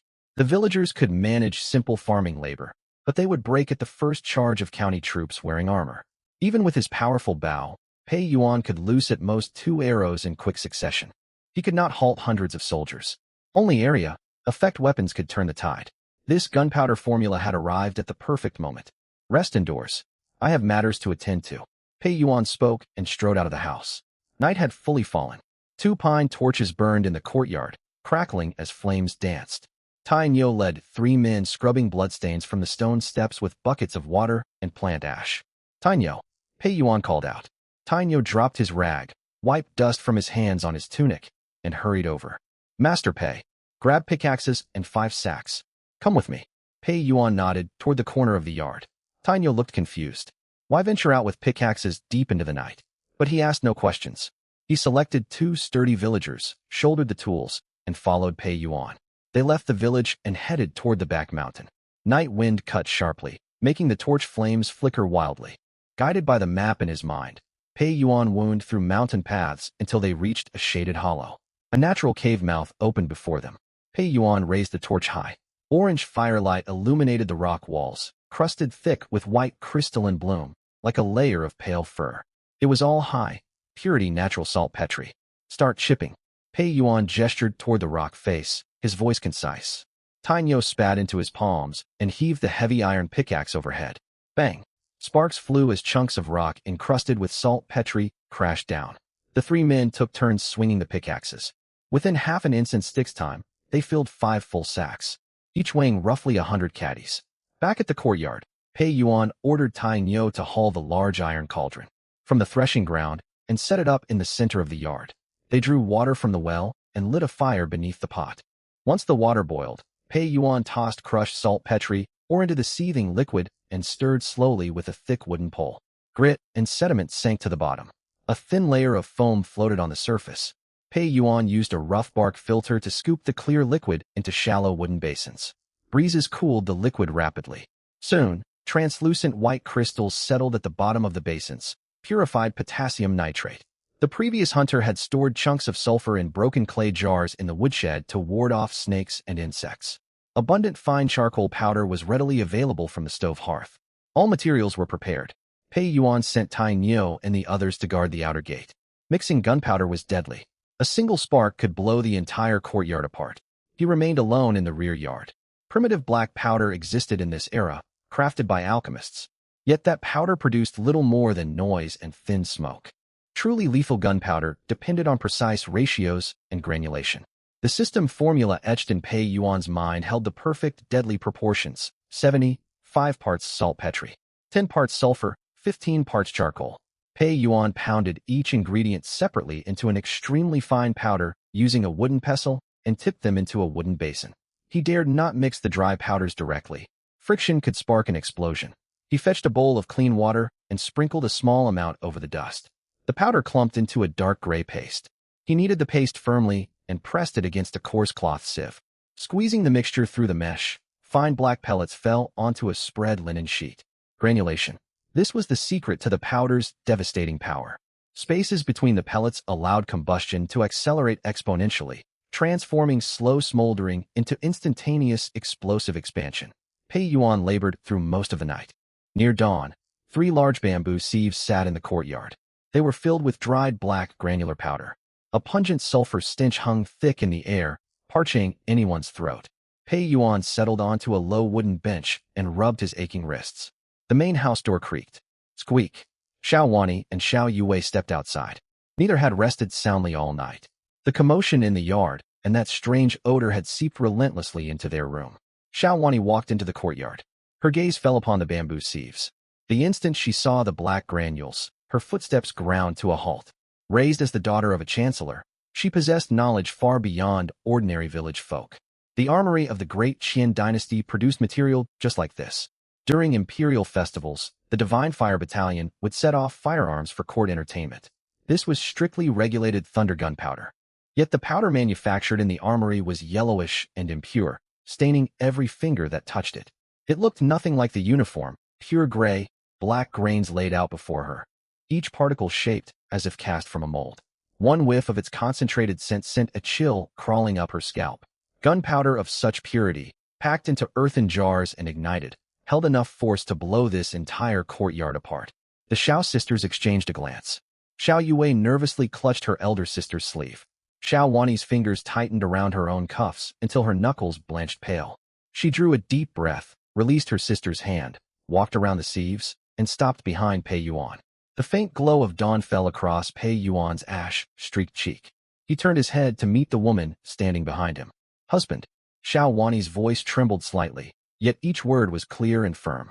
You can produce divine seed. She paused, her eyes sweeping over the gunpowder. You even know how to craft such refined thunderfire material.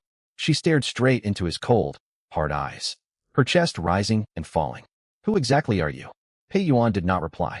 He picked up a tattered cloth and wiped the black powder from his hands. Xiao Wani closed her eyes, as if settling on a critical decision. When she opened them again, all timidity vanished, replaced by the unyielding resolve innate to her station. She folded her hands at her waist, bent her knees slightly, and offered him the most formal court curtsy. Enough, she spoke softly. Now that things have come to this, we ought to confess the truth to you. Heavy clouds blocked the dawn light. The sky darkened once more. Moisture seemed drained from the air, and the wind scraping across their cheeks felt as coarse as sandpaper. Pei Yuan tossed the grimy cloth into a wooden basin. Let us speak indoors. He lifted 2 sieves filled with black grains and walked into the inner room. The basin of hot water for washing hands had turned ice cold, capped with a thin layer of frost. Pei Yuan stowed the sieves beneath the bed. He dragged a rusted iron basin from the corner, grabbed armfuls of dry grass and charcoal, and lit a fire. Flames lapped at the charcoal, bringing a little warmth to the room. Pei Yuan pulled over a wobbly wooden chair and sat down. He spread his long legs loosely, resting his elbows on his knees. Speak. He looked toward Xiao Wani on the opposite side of the fire basin. Firelight danced across her cold, elegant features. She remained standing. Xiao Yue pressed close beside her, fingers whitening as she gripped her sister's sleeve from anxiety. We are not surnamed Zhou. Xiao Wani's throat felt dry the moment she began. She swallowed and straightened her back. The poise forged by aristocratic upbringing surfaced without restraint. My father is Xiao Bingwen, Left Chancellor of the Dynasty. Left Chancellor, the highest civil official in the great Qian realm. Pei Yuan raised an eyebrow, but said nothing, waiting for her to continue. I am Xiao Wani. This is my younger sister, Xiao Yue. Xiao Wani shut her eyes, long lashes casting shadows over her eye sockets. When the great drought struck and refugees flooded the land, my father risked all in court to demand the imperial granaries be opened for disaster relief. Her eyes flew open. Hatred churned endlessly within her beautiful irises, illuminated by firelight. Gu Qingfeng, chief minister, colluded with the Directorate of Ceremonial. He forged letters framing my father for treason with the northern D tribes. The emperor believed the slander. Xiao Wani's voice faltered. She bit her lower lip hard enough to draw blood. A trace of metallic, tasting crimson seeping from the corner of her mouth. Xiao Yue could hold back no longer. She covered her mouth, her shoulders shaking violently as she stifled sobs. The entire household was sentenced to execution. Xiao Wani spat out those 4 words as if expelling shards of bloodied nails. 170 lives. The blood staining the bluestone slabs of the execution market could not be washed away after 3 days. She looked at Pei Yuan without flinching. An old steward sacrificed himself to smuggle my sister and me away. We fled for our lives, pawning every decent garment to buy food. In the end, slave traders trapped us in the human market. Xiao Wani drew a deep breath, the rough red fabric of her tunic taut over her chest as she breathed. We planned to bite our tongues and die, until we met you. Pei Yuan picked up a fire poker and stirred the charcoal in the basin. Sparks burst with faint crackling sounds. When you met me, you thought I was merely a rough commoner who bought your lives for 2 measures of millet. His tone remained calm. Yes. Xiao Wani did not deny it. She stepped forward, separated from him by the fire basin, and gazed at his hardened face.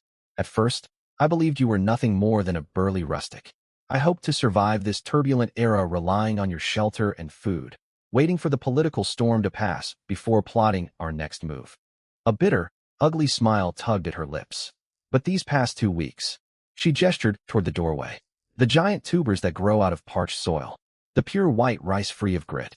Her finger shifted, pointing toward the space beneath Pei Yuan's bed, and the refined thunder fire substance you can concoct at will. Even the master craftsmen in the armory during my father's tenure could never produce gunpowder of this quality. Xiao Wani bent her knees and knelt upon the earthen floor once more. This time, she held nothing back. She bowed her head heavily against the cold mud right by Pei Yuan's feet. Husband, you cannot be an ordinary villager. Whether you are an immortal descended to the mortal world or a hidden overlord, Wani swears to belong to you in life and death. I shall never harbor disloyal thoughts. Xiao Yue knelt beside her sister. Tears splattered onto the dust at her knees. Pei Yuan stared at the 2 women before him. Once the most noble young ladies of the great Qian court, they now resembled plucked birds, trembling as they laid bare all their secrets and pledged their loyalty. He set down the fire poker, reached out, seized Xiao Wani by the arm, and hauled her to her feet. The abrupt movement made her wince in pain, yet she did not pull away. The daughter of the left chancellor. Pei Yuan met her eyes. Quite a valuable identity. You chose the perfect moment to reveal these cards. He released her and let out a cold laugh. Wu Qingfeng, the Directorate of Ceremonial? Pei Yuan strode to the bed and kicked aside splintered wood on the ground. The great Qin dynasty is rotten to its roots. Foreign tribes beat at our borders, while rebel bands rise among starving refugees. The emperor sits upon his dragon thrown atop a pile of gunpowder barrels. He turned to face the Xiao sisters. I can help you avenge your family. Xiao Wani lifted her head abruptly, disbelief blazing in her eyes. Husband, do you intend to? I intend nothing rash. Pei Yuan cut her off. Since you have entered my household, you are my women. The children you carry are my blood. He walked up to Xiao Wani. His calloused thumb brushed away the bloodstain at the corner of her lips. I give you my word. One day, I will lead you back to the capital. We will take Gu Qingfeng's head. The words were crude, yet they boomed like thunder within Xiao Wani's heart. In this chaotic age where human life counted for nothing, who dared speak such treasonous words? Yet coming from his mouth, paired with the gunpowder and grain stockpiled in the courtyard, his promise carried overwhelming credibility. A surge of warmth rose from deep within her chest. Xiao Wani grasped the hand that had wiped her lip. Her grip stayed firm, and she stepped closer to him. Beside them, Xiao Yue flushed, biting her lower lip. She gathered her courage and moved forward, resting her hands lightly on Pei Yuan's arm. The 3 stood close, the fire basin radiating warmth over their skin. Just then, Aolo, an ear-splitting whistle tore through the quiet air. It was not made by human lips. It was the wind, howling savagely, like thousands of enraged wolves screaming in unison. The wooden door, latched shut earlier, crashed open with a bang. The wooden bolt snapped cleanly and clattered against the wall. The temperature plummeted in an instant. It was not a gradual chill. It felt as though they had plunged straight into an ice cave.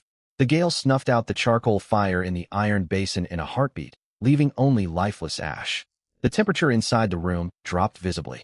The basin of standing water frosted over, the ice creaking and hardening into a solid block within a breath. Pei Yuan's pupils constricted. He pulled both sisters behind him in one swift motion. Gusts of wind hurled masses of white matter into the room, stinging exposed skin like shards of blade. It was not snowflakes. It was chunks of ice. The first lethal blizzard of the Little Ice Age had descended without warning. The wind raged all night. By dawn, the gale fell silent. A deathly hush weighed over the land. Snow buried everything up to thigh height, blocking the door shut. Pei Yuan kicked the wooden panel hard. The wood creaked agonizingly, forcing open a gap half a foot wide. Snow cascaded inward, piling against the threshold. The white expanse dazzled the eyes. The blizzard had struck too suddenly and violently.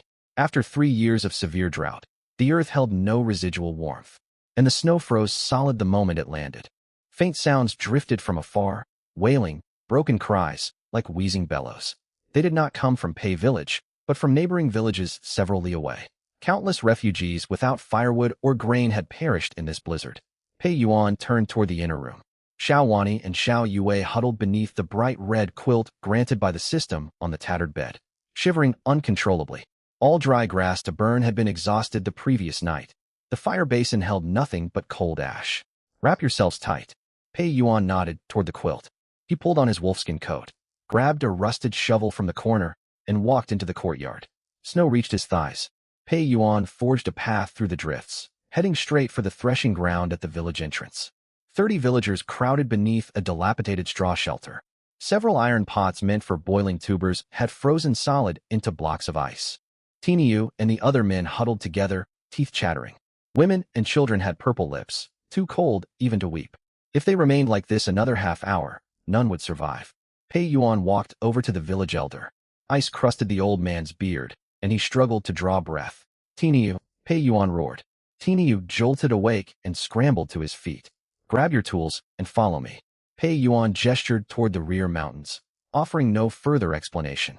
Pei Yuan led the way. Guided by the geological map stored in his mind, he halted halfway up the mountain slope beneath snow-covered ground. Here, he tapped a snowdrift 3 paces wide with his toe. Dig. The men's fingers were numb from cold, yet they dared not disobey Pei Yuan. Shovels and pickaxes hacked at the snow and frozen loam. Pei Yuan snatched the pickaxe from Tiniu's grip, raising it high. Muscles bulged beneath his wolfskin coat. Boom. One blow struck the earth, sending sparks flying, splitting the soil open. After dozens of heavy strikes, the topsoil fell away.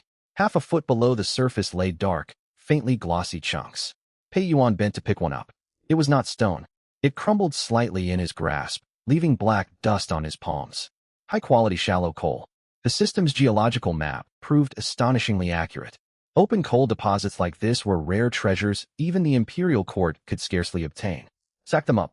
Pei Yuan tossed the coal lump aside. Though confused by the black stones, Tiniu and the others moved quickly. Within a quarter hour, more than a dozen hemp sacks brimmed with coal. They hauled the sacks back to the threshing ground. Elder, send people to dig yellow clay. Pei Yuan issued orders. They melted ice blocks for water, mixing the clay thoroughly. The coal chunks were smashed into fine powder, blended with clay at a 7-to-3 ratio inside large wooden tubs. Pei Yuan stripped off his coat, bare-chested. He seized a thick wooden pole and stirred the mixture rapidly until coal dust and mud merged into a thick black paste. He fetched a hollow bamboo tube, packed the black mud inside, and pressed it firm. A thin wooden stick punched several air holes through the center. He tapped the tube against the ground. A honeycomb-shaped black cylinder dropped out. This is honeycomb coal. Pei Yuan faced the stunned villagers. It burned far longer than firewood, producing almost no smoke. Pei Yuan sent Tiniu to his woodshed to fetch the last bundle of dry pine twigs and lit them. He rested the honeycomb coal above the flames to bake dry. Moisture within the coal evaporated quickly. Moments later, a dull red glow spread across its surface. No tall flames rose, yet intense heat radiated outward. It's warm, so warm. One woman stretched out her frozen hands toward the coal cylinder, tears spilling down her cheeks. Everyone get to work. Copy this method to make more. Pei Yuan commanded. The whole village sprang into action. Dozens of people circled the tubs, shaping honeycomb coal by hand. Each finished piece was set beside the fire to dry. By midday, crude clay stoves stood inside every hut in Pei Village. Red-hot honeycomb coal burned within them. The small dwellings warmed rapidly. Inside Pei Yuan's home, 2 clay stoves burned steadily. The firelight fell over Xiao Wani's face. She pushed half the quilt away. It had grown too hot. Amid temperatures dozens of degrees below zero during the blizzard, perspiration dotted her forehead. Xiao Yue shed her ragged linen outer robe, remaining only in her thin inner garment, roasting sweet potatoes beside the stove. No smoke lingered in the room. Husband. Xiao Wani watched the dim red glow of the coal, her expression complicated. This black stone burns longer than the red pine charcoal used in the imperial palace, and emits no smoke. By now, she scarcely reacted to whatever miracle Pei Yuan produced. She would not have been surprised if he summoned a dragon tomorrow. Pei Yuan sat at the table, using a sharpened charcoal stick to sketch blueprints across a scrap of cloth. He did not lift his head. Red pine charcoal is trivial. Once the weather clears, we will build brick kilns in the rear mountains. These ramshackle huts cannot shelter us long. The drought had given way to heavy snow. The extreme climate of the Little Ice Age was only just beginning. The honeycomb coal merely kept them alive. Large-scale construction work had to start immediately. Pei Yuan continued drawing sketches for blast furnaces. Rapid footsteps crunched through snow outside. Yu pushed the door open, cold air rushing in behind him. His face was pale. Master Pei. He pointed north toward the Yin Mountains. I stood watch at the village entrance. The snow stopped, but up in the northern mountains 30 li away at Black Wind Stronghold. Yu swallowed hard and lowered his voice. Hundreds of men lined the mountain ridge, staring straight down at our village. Pei Yuan set down his charcoal stick. His gaze drifted through cracks in the wooden window toward the snow-covered northern mountains. Bandits? He asked. Yu nodded. Black Wind Stronghold. Their chieftain is Chu Kuang. He commands over 300 desperate outlaws. Black Wind Stronghold. 30 li away, atop the mountain.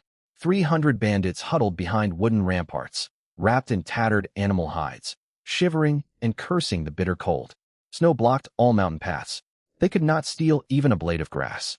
The stronghold's grain stores had run dry 2 days prior. Starvation gnawed at them. Some bandits had even turned to eating the corpses of fallen companions. The second-in-command leaned against the rampart.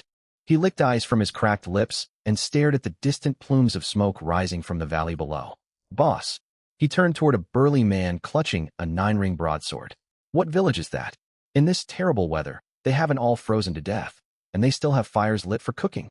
Chu Kuang shoved the second-in-command aside and leaned halfway over the rampart. He glared at those smoke trails, greed blazing in his bloodshot eyes. Who cares what village it is? Chu Kuang split a wooden fence post with one slash of his blade. Smoke means grain. We will descend under cover of night. He ran his tongue along the edge of his sword. Leave no survivors. The men will be chopped up to make stew, and we will take all the women back to the stronghold. The blizzard had passed, yet the night grew far colder. No moon hung in the sky, and thick cloud cover blocked every star. This pitch-black darkness was perfect for robbery and murder. The creaking gates of Black Wind Stronghold swung open.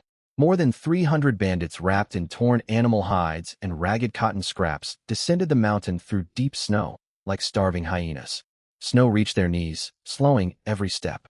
Some bandits' straw sandals froze solid, and their toes snapped off inside the footwear. Yet no one complained. Hunger lit a feral glint in every eye as they fixed their sights on the faint outline of the village far below. Chieftain Chu Kuang marched at the front, carrying his 9-ring broadsword. The second-in-command walked beside him, licking his blood-cracked lips. Boss, if we raid this village, we can seize their grain. Chu Kuang bared his blackened teeth in a grin. Spare no one. This haul will feed the stronghold through half the winter. Half an hour later, the 300 bandits reached Pei Village's entrance. A broken earthen wall, buried beneath snow, formed a natural snow slope. Chu Kuang raised a hand. The bandits halted at once, gripping blades, spears, and wooden clubs. Woof! Woof woof! A sudden burst of frantic barking echoed from the village entrance. It was the yellow hound from Pei Yuan's yard, fed meat and potato cakes. Its sensitive ears had caught the footsteps tramping through snow long before the bandits arrived. Chu Kuang jolted in surprise. He never expected a dog to survive in this impoverished village. We've been spotted. Charge! He abandoned stealth and roared, lifting his broadsword high. 300 bandits howled, surging over the snow slope like a black tide and flooding into the village lanes. Just then, dozens of torches suddenly flared atop the roofs lining the village road. Orange firelight illuminated the village entrance in an instant. 50 militiamen conscripted by Pei Yuan lay prone in the snow covering the rooftops, clutching rusted iron pitchforks and sickles. The torchlight washed over their faces as they watched the surging tide of bandits bearing down on them. These were hardened murderers, their blades crusted with dried, dark red blood. Mercy me! Beside Iron Ox, one man's sickle clattered onto the snow. His legs trembled uncontrollably, overcome by overwhelming fright. 50 farmers who had only just tasted full bellies for a few days stood against 300 ruthless bandits. It would be nothing short of a massacre. Stay calm. Pei Yuan's voice boomed through the night, steady and unshaken. He stood atop the roof of the foremost straw shed, holding neither bow nor blade. His figure stood straight as a spear. Chu Kuang caught sight of Pei Yuan amid the firelight and let out a shrill, wild laugh. A handful of peasants dare to block my path. Men, cut off their heads to make drinking vessels. The bandits roared with laughter, never slowing their advance. Less than 20 paces separated them from Pei Yuan's straw shed. Pei Yuan paid no heed to the glinting blades. Calmly, he reached down into the snow at his feet and picked something up. A palm-sized black pottery jar. Its mouth was tightly sealed with yellow mud, and a thin hemp cord soaked in saltpeter jutted from the center. Inside rested the highly purified, granulated black powder he had refined the night before, mixed with a handful of scrap iron nails. A primitive hand grenade. Pei Yuan held the jar in his left hand and drew a fire starter from his waist with his right. He twisted off the cover, and dim red embers glowed in the night wind. He brought the smoldering wick to the thin hemp fuse. Crackle! The fuse ignited at once, flaring with harsh white sparks that sputtered and raced inward toward the jar. Iron Ox, sprawled on the nearby rooftop, saw clearly what Pei Yuan held. His eyes bulged. He still remembered the acrid stench and jet-black grains from the previous night, the sight of which had filled him with dread. Now that very substance sat sealed inside the jar, its fuse alight. Get down. Everyone get down. Iron Ox threw all his strength into the shout, shoving the terrified man beside him firmly into the snow. The bandits closed to within a dozen paces. All they saw was the tall man lighting a broken clay pot. The second-in-command raced ahead, outpacing Chu Kuang. He stared at Pei Yuan and jeered loudly. Out here in this backwater, you think a broken pot makes a decent throwing weapon? The bandits behind him joined in raucous laughter and quickened their pace. To them, the militiamen cowering on the roofs and this tall man tossing pots were already doomed prey. Pei Yuan's face remained impassive. He watched the fuse burn down to its end. His shoulder muscles tensed, hips twisting as he swung his arm in a wide arc. With a sharp whoosh of displaced air, he hurled the sparking jar straight into the thickest cluster of bandits. The black pottery jar traced an arc through the air. Thud! It landed in the snow. Only a tiny spark remained on the fuse, flickering faintly. The bandits were packed so tightly that they surrounded the jar completely. The second-in-command led the charge, his toe nearly striking the vessel. He halted, glanced down, and pulled his lips into a mocking grin. Out here in this backwater, you think a broken pot makes a decent throwing weapon? The second-in-command roared with laughter, a cracked, strident sound cutting through the quiet, snowy night. Dozens of bandits behind him laughed along, waving rusted blades and clubs as they rushed forward. In their eyes, the terrified militiamen on the rooftops and the man throwing pots were nothing more than livestock waiting to be butchered. Boom! A thunderous detonation split the night, like a lightning strike crashing down from the heavens. The entire Yin Mountains shuddered under the blast, sending snow sliding off the rooftops in sheets. The second-in-command's laughter vanished instantly, along with his body. A blinding orange fireball bloomed violently in the snow, swallowing everything within a 6-yard radius. Properly granulated black powder burned so rapidly it created a devastating shockwave, a force no human could withstand. The second-in-command bore the brunt of the explosion. He never even felt pain. Superheated air carbonized his flesh in an instant, and the immense impact struck his chest like an invisible sledgehammer. His upper body dissolved into a cloud of gore. Shards of the pottery jar, driven outward by the gunpowder alongside the iron nails, became hundreds of lethal fragments spraying in every direction. Screams died halfway in throats. More than 30 bandits nearest the blast were torn apart instantly. Limbs and chunks of flesh arced through the firelit air before crashing back onto the snow, staining the white drifts an ugly, glaring crimson. Dozens more bandits farther out were hurled backward like broken kites, slamming heavily into snowbanks. Nails and pottery shards pierced their rough animal hide garments, burying deep into flesh and even bone. When the shockwave faded, an eerie silence fell over the village entrance. Only the sharp tang of gunpowder smoke mixed with thick blood hung heavy on the cold wind. The tight formation of bandits that had charged forward was ripped open, leaving a charred crater in the snow where the blast had struck. Up on the rooftop, Iron Ox still pressed the frightened man into the snow. Snow dust coated his face as he lifted his head. He stared at the blackened crater and scattered remains below, his throat tight as if lined with thorns, unable to utter a single sound. All 50 militiamen sat stunned. Rusty pitchforks and sickles clattered against the roof planks. They stared at the hellish scene below, then turned to look at Pei Yuan standing on the nearby roof. Their gazes brimmed with awe and primal fear. Could any human wield such power? With one throw, dozens of lives turned to ruin. Panic ripped through the surviving bandits. The blast roar left their ears ringing, blood trickling from ruptured eardrums. They could hear nothing, only witness the carnage unfolding before them. They saw half of the second-in-command's body draped over a nearby dead tree, and their comrades reduced to scattered flesh. Heaven's thunder has descended. One bandit, farther from the blast, dropped his hatchet. His knees buckled, and he crashed onto the snow. Covered in blood, he pointed shakily toward Pei Yuan atop the roof, his voice shrill and trembling. "That is no man. A living Yama who can summon thunder." That cry shattered whatever remained of the bandits' resolve.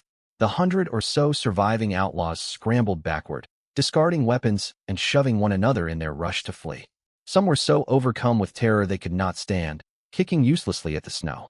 All their ferocity vanished without a trace. Chu Kuang, positioned toward the rear of the bandit formation, escaped the full force of the shockwave, yet the flash blinded him momentarily. His 9-ring broadsword clattered to the ground. His proud warband of 300 outlaws had lost nearly half their numbers without ever breaching the village fence. He stared blankly at the charred crater, his mind reeling. Retreat, flee quickly. Chu Kuang finally regained his wits, spinning and scrambling over his own men as he ran. Pei Yuan stood atop the roof, torchlight gilding his hard, angular profile. He watched the bandits flee like stray dogs, no flicker of mercy in his eyes. In these troubled times, mercy toward enemies meant a blade pressed to your own neck. The grenade had proven even more effective than he anticipated. The formula provided by the system unlocked the full destructive potential of black powder. He drew a long blade from his waist, a fine steel wild goose feather sword Iron Ox had traded for that afternoon in the county blacksmith shop, paid for with the wolf pelts left by Pei Yuan's predecessor. The edge glinted cold beneath the torches.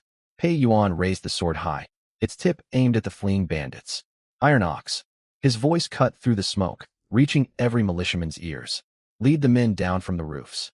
Iron Ox jolted awake from his stupor. Looking at Pei Yuan's blade and the bandits stumbling on the snow, rage ignited in his chest. For 3 years he had endured hunger and humiliation. Now, with this fearsome leader at their head, there was no more reason to cower. "Men, follow Lord Pei and slay these bandit curs." Iron Ox roared, seized his rusted pitchfork, and leaped from the roof into waist, deep snow. Fear drained from the 50 militiamen's limbs. The bandits no longer seemed terrifying demons, merely prey waiting to be hunted. Shouting battle cries, they charged after Iron Ox, sickles, and hoisted farm tools in hand. The pursuit devolved into one-sided slaughter. The bandits were already broken with terror. Their damaged ears muffled the sound of pursuit, and they ran blindly. Floundering through waist-high snow, escape was nearly impossible.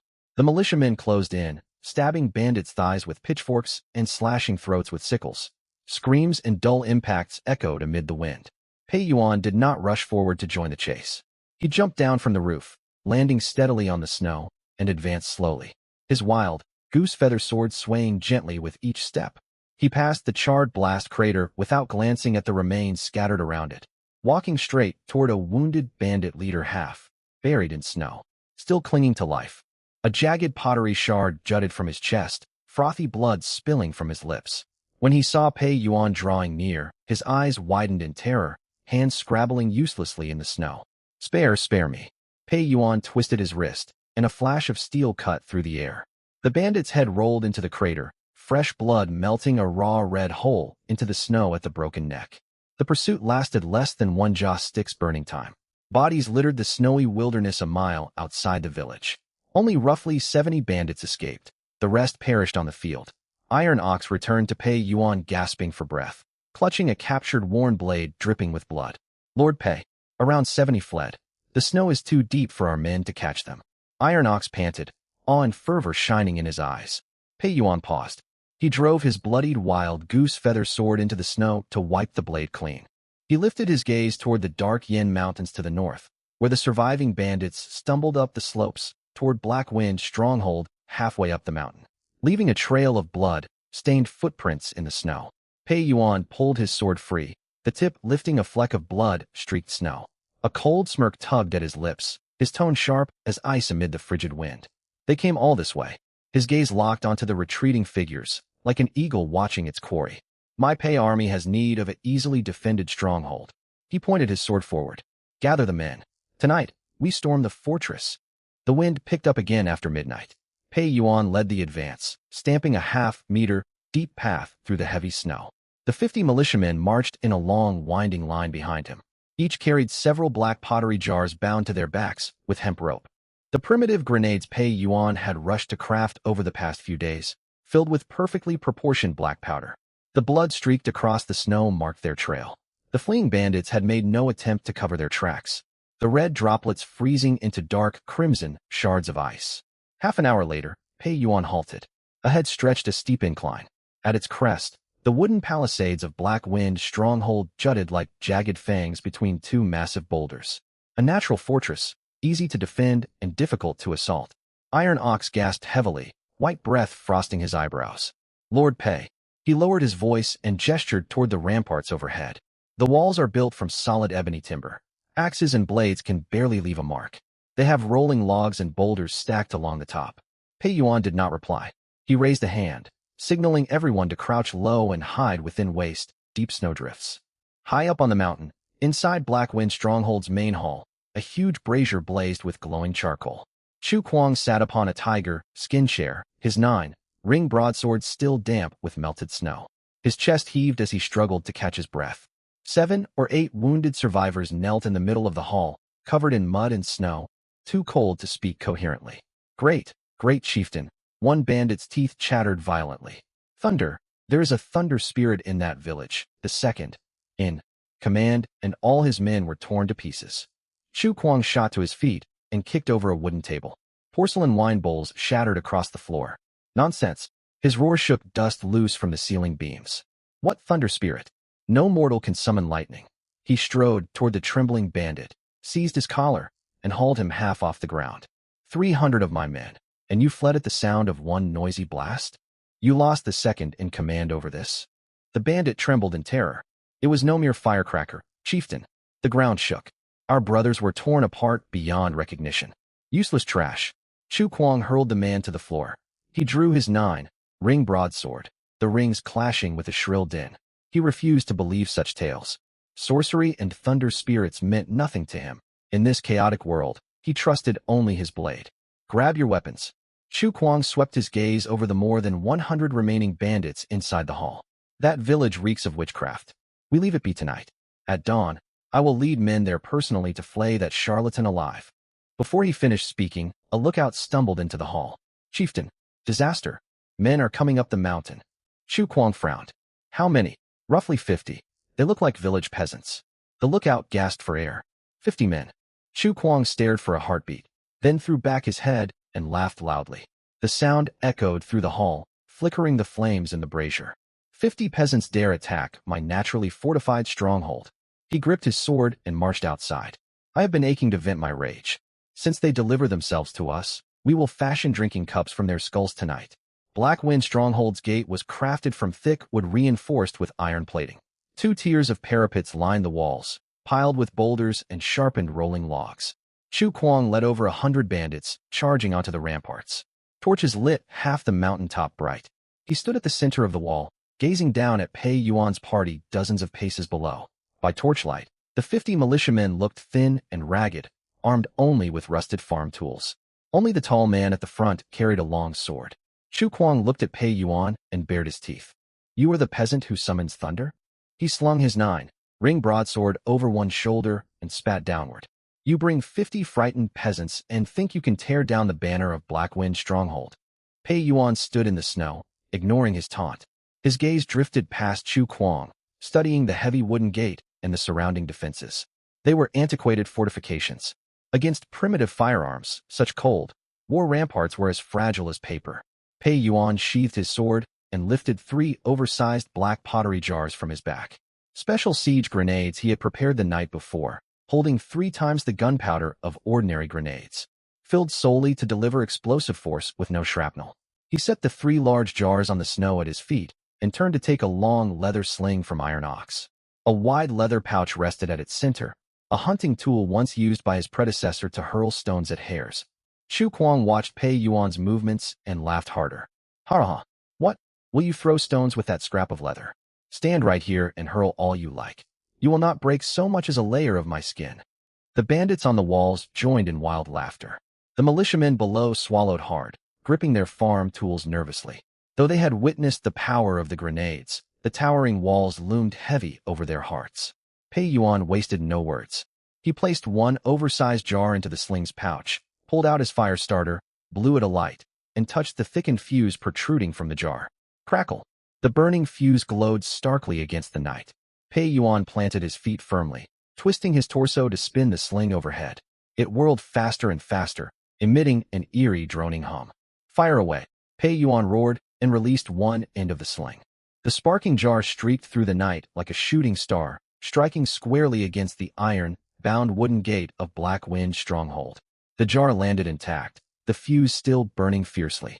The laughter on the ramparts died away. Chu Kuang stared at the pot resting against the gate. The survivors had spoken of a man throwing a clay jar that brought forth earth, shaking destruction. Unease surged through him.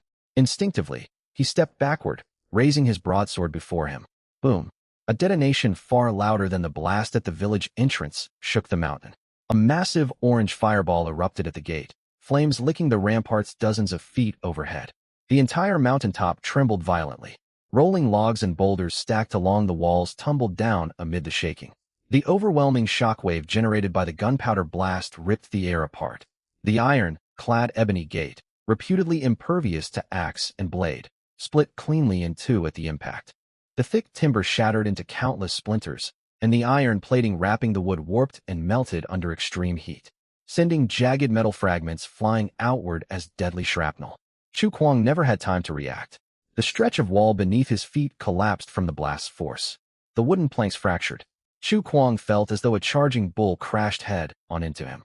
His 9-ring broadsword flew from his grasp, and his sternum crumpled with a sickening crunch. Ah! His scream was swallowed by the deafening explosion. Chu Kuang, feared ruler of Black Wind's stronghold and terror across the Yin Mountains, was thrown skyward alongside the broken rampart. Midair, he was torn apart by flying metal shards and wooden splinters. Pieces of his body scattered across the snow. Flames lit up the entire night sky. 50 militiamen from Village Pei lay low in snow hollows, covering their ears and forcing their jaws wide open. They stared at the stockade gate that had been instantly vaporized. They watched the once arrogant bandit chief reduced to mangled flesh. Every mind went utterly blank. A single strike had breached the fortress. This was dimensional suppression from a far more advanced era. Smoke hung thick in the air. Pei Yuan resheathed his Yinling saber. The blade angled toward the charred gap ahead. Move up the mountain. His voice was soft, yet it boomed clear in every man's ears. Seize Black Wind stockade. Charred splinters and burnt earth still smoldered, filling the air with a harsh, acrid stench. The once impenetrable wooden gate of Black Wind stockade was now a yawning gap 3 zhongs wide. Tattered chunks of wood were draped with unidentifiable pieces of flesh. Chu Kuang, the bandit chief, had not even left an intact skull behind. Gripping his Yinling saber, Pei Yuan stepped over the smoldering rubble and became the first to march into the stockade. The 50 militiamen followed closely, clutching farm tools as makeshift weapons. They marched with purpose, their backs ramrod straight. That single cannon blast had shattered not just the gate, but also the fear these villagers had long harbored for the vicious bandits. Dim fires flickered within the stockade grounds. More than 100 bandits huddled in the open courtyard outside the assembly hall, frozen stiff against the cold wind, none daring to stir. Their ears still rang from the explosion. Every pair of eyes was fixed on Chu Kuang's 9-ring broadsword, its blade cracked and deformed from the blast. That sword had been the symbol of their chief. Now their leader was gone, torn apart like a ragged cloth doll. Pei Yuan walked to the center of the courtyard. He shouted no battle cries, issued no threats. He simply drove his long saber deep into the snow-covered ground. A sharp clang echoed as the blade's spine struck stone. That single sound broke the last shred of resolve holding the bandits together. It's divine thunder. The heavens have sent down divine wrath. An elderly bandit collapsed to his knees in the snow, tossing aside his rusted iron blade. His surrender triggered an immediate chain reaction. Over 100 ruthless outlaws dropped to the ground in unison, just like wheat felled by a scythe. Weapons clattered into piles across the snow. No one dared lift their gaze to meet Pei Yuan's cold, hardened face. Master Pei. Tainyo stepped forward, swallowing hard. What should we do with these criminals? Execute them all. He made no effort to lower his voice, and the bandits kneeling at the front trembled violently, banging their heads against the snow ground in desperate supplication. Spare their lives. Pei Yuan pulled his saber free from the snow. In these troubled times, living labor is far more valuable than corpses. He swept his gaze across the kneeling crowd, his voice cutting through the howling wind. I lay down one rule: no idle hands allowed. Starting today, you will be assigned to a labor battalion. Earn your meals through honest work. Anyone who tries to run, he nodded toward the charred breach in the stockade gate, will end up exactly like your former chief. Without further bloodshed, Black Wind stockade officially changed hands. Pei Yuan spent the next 3 days buried in work. The stockade boasted superior geographical advantages he had anticipated. Nestled against the main peak of Yin Mountain, ringed by sheer cliffs on 3 sides, with only a gentle slope leading to the front entrance. This location was perfect for constructing a primitive military foundry. He ordered all 300 surrendered bandits to repair the stockade walls, with his 50 militiamen acting as overseers. The snow finally stopped falling one crisp morning, replaced by brilliant sunshine. Pei Yuan took Tai Nyo and several clansmen to survey the stockade's rear mountain area. The rear slope was a barren expanse of exposed bedrock, shielded from prevailing winds so snow cover remained thin. The bandits had used this spot as an open latrine for years, leaving the area reeking of filth. Pei Yuan's men had buried the waste under thick layers of snow to sanitize the space. Crunching across packed snow, Pei Yuan neared the cliff edge when his toe kicked against a solid hard object. He glanced down. Snow slid away to reveal a dark red stone glinting faintly with metallic luster beneath sunlight. He bent to pick it up. The rock felt unnaturally heavy, far denser than ordinary stone. Its surface was rough, coated in rust, colored powder that stained his fingertips red-brown when rubbed between his fingers. Pei Yuan's breath hitched, his heart pounding sharply against his ribs. His original body had been a hunter who roamed these mountains year-round. Though untrained in geology, the distinct color and weight instantly told him what he had found. Hematite. High, grade surface, exposed rich hematite ore. Pei Yuan kept this discovery to himself. Drawing his saber, he scraped away snow and topsoil along the rock face. Beneath a foot of earth lay a sprawling vein of deep red ore stretching endlessly into the mountainside. Resembling a crimson dragon dormant within the rock, only a fraction of its scaled body exposed to the open air. What's this weird red rock, Master Pei? Tai Nyo leaned in to inspect it. Hard as stone, gives me an odd, uneasy feeling. A slow grin tugged at Pei Yuan's lips as he stared at the ore vein. This was no unsettling oddity. This was his foundation, his greatest leverage. He already possessed saltpeter and sulfur for gunpowder, yet gunpowder was a consumable resource that would deplete with use. With this open, pit iron mine, however, he could forge firearms and artillery pieces. He would build an armored force capable of crushing every cold weapon army across this chaotic realm. The age of volley fire was about to dawn beneath these remote Yin Mountain foothills. Tai Nyo. Pei Yuan sheathed his saber and stood upright. Tell everyone to halt wall repairs for now. He gestured toward the red-stained hillside at their feet. Clear all snow from this rear mountain slope. Bring pickaxes and extract every piece of this red rock. Crush the ore into fragments and stack it neatly in piles. Can these useless stones feed us? Tai Nyo scratched his head in total confusion. Obey orders without question. Every 100 caddies of or mined earns each laborer an extra potato ration. Tai Nyo's eyes lit up instantly. Understood. I'll go relay the order at once. He sprinted downhill without delay. Left alone, Pei Yuan began drafting plans for his first primitive blast furnace to smelt pig iron. Abruptly, frantic hoofbeats echoed upward from the foot of the mountain. The erratic gallop sounded perilous on the snow-covered mountain trail. Pei Yuan frowned and turned to see Tai Nyo riding a scrawny captured bandit steed with no saddle, clinging desperately to the horse's mane as he careened wildly down the snowbank. The horse slipped on ice mid-charge, letting out a shrill whinny before collapsing forward onto its front legs just a dozen paces from Pei Yuan. Tai Nyo was thrown clear by momentum, tumbling head over heels through deep snow. Ignoring the snow coating his face, he scrambled forward on hands and knees and threw his arms around Pei Yuan's calves. My lord, hurry back to the village. Your wife, she has gone into labor. Labor. A sharp panic clutched Pei Yuan's chest. Counting the months spent shuttling between the village and the stockade, Xiao Wani's pregnancy had advanced to full term, her belly heavy and low with child. Her physical constitution had been strengthened by the system, yet childbirth remained a deadly gamble during this famine worsened by heavy snow, with no qualified physicians or safe medicinal supplies available. Pei Yuan wasted not a single word. He shoved Tai Nyo aside and strode toward the winded horse struggling back to its feet. Mounting the emaciated steed, he slammed his heels hard into its flanks. With no whip in hand, he drew his Yinling saber and struck the horse's hindquarters with the flat of the blade. Go! Stung by the blow, the horse neighed sharply and reared onto its front hooves, charging downhill like a released arrow. Wind and snow whipped against his cheeks, stinging sharply as he raced along the 30-li mountain trail, a journey that normally took half a day. He pushed the horse to physical collapse 2 li short of the village entrance. The beast collapsed foaming at the mouth and breathed its last breath after collapsing to the snow. Pei Yuan rolled across the snow to break his fall, then sprinted the remaining distance on foot. Outside Pei Yuan's renovated earthen house in Village Pei, villagers crowded the courtyard entrance, all holding their breaths in anxious silence. Inside the main hall, Xiao Yue paced anxiously back and forth, her own pregnancy visible, eyes red, rimmed with worry. The door to the inner birthing chamber remained tightly shut.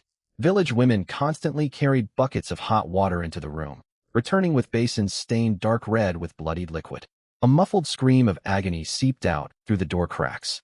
Xiao Wani endured the pain in silence, conditioned by her noble upbringing as the daughter of a prime minister in the imperial capital to never wail loudly like common townsfolk women. Pei Yuan burst through the courtyard gate like an enraged bear, his clothes frosted and soaked with melting snow, charging straight for the birthing chamber door. He reached for the handle only for the door to swing open inward. The village elder's wife stepped out carrying an empty wooden basin, visibly startled by Pei Yuan's bloodshot eyes. Master Pei, men cannot enter the birthing room.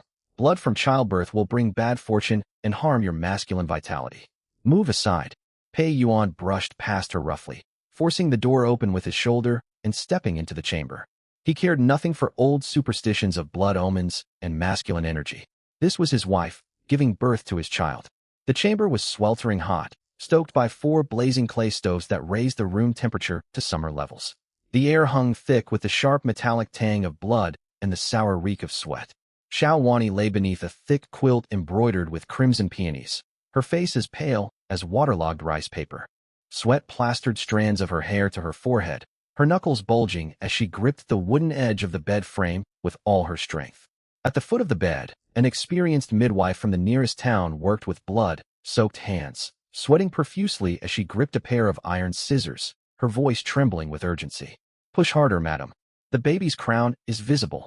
Take deep breaths and push once more. Pei Yuan rushed to the head of the bed. His calloused hands hardened from years of sword fighting, closing gently around one of Xiao Wani's cold hands. Her skin was icy cold, even in this overheated room. I'm here now. Pei Yuan softened his tone, stripping away all the killing edge from his voice. Xiao Wani forced her eyes open to meet his gaze. Her usual calm gaze was clouded with exhaustion and primal fear of dying in childbirth. She squeezed his fingers so hard her fingernails dug into his flesh. Husband, the pain is unbearable. Tears spilled down her cheeks onto the pillow as she finally let her distress surface. Pei Yuan endured the sharp pain in his hand without pulling away, grabbing a steaming towel to wipe the sweat from her forehead with his free hand. Conserve your strength and look at me. Pei Yuan locked eyes firmly with her. You are the daughter of the left prime minister, my lawfully wedded wife. You will survive this trial. I need you alive to witness me march our army back into the imperial capital. A surge of unyielding pride flared to life in Xiao Wani's eyes. She clamped her jaw hard enough to draw blood, drew in a deep lungful of air, and tightened her grip on his hand until her knuckles whitened. A piercing infant cry suddenly exploded through the room, loud and powerful. The sound was far louder than a typical newborn's wail, resembling the roar of a young tiger descending from the mountains. Dry straw lining the ceiling shook loose with the force of the cry. The baby is here. It's here. The midwife shouted in delight, hastily cutting the umbilical cord. She quickly washed blood and birth fluids from the infant's body with warm water and wrapped the child in a soft sheepskin blanket. Congratulations, Master Pei. A healthy baby boy. The midwife beamed widely as she handed the swaddled infant over. Hearing the news, all tension drained from Xiao Wani's body. She collapsed weakly onto the mattress, too fatigued to even turn her head, a faint relieved smile tugging at the corner of her mouth. She had survived. Pei Yuan released her hand and took the sheepskin bundle from the midwife's arms. The infant possessed surprising weight, clocking in at over 8 caddies. Pei Yuan peered down at the baby wrapped in wool. The child bore none of the wrinkled, gaunt appearance common to newborns. His skin was fair and flushed with a natural pink hue. Most striking of all, the baby fell silent immediately after that single cry. Wide, pitch, black eyes stared unblinkingly up at Pei Yuan with startling clarity, devoid of the foggy disorientation typical of newly born infants. Pei Yuan froze in surprise. The infant's gaze felt almost critical, as if appraising his own father. At that moment, the midwife moved to wipe her hands with a scrap of cloth. She had pinned a cheap silver hairpin into her thinning hair for good fortune that morning, and the rush of frantic labor had loosened the pin. A soft clink echoed as the hairpin slipped free and plummeted straight toward the infant's face.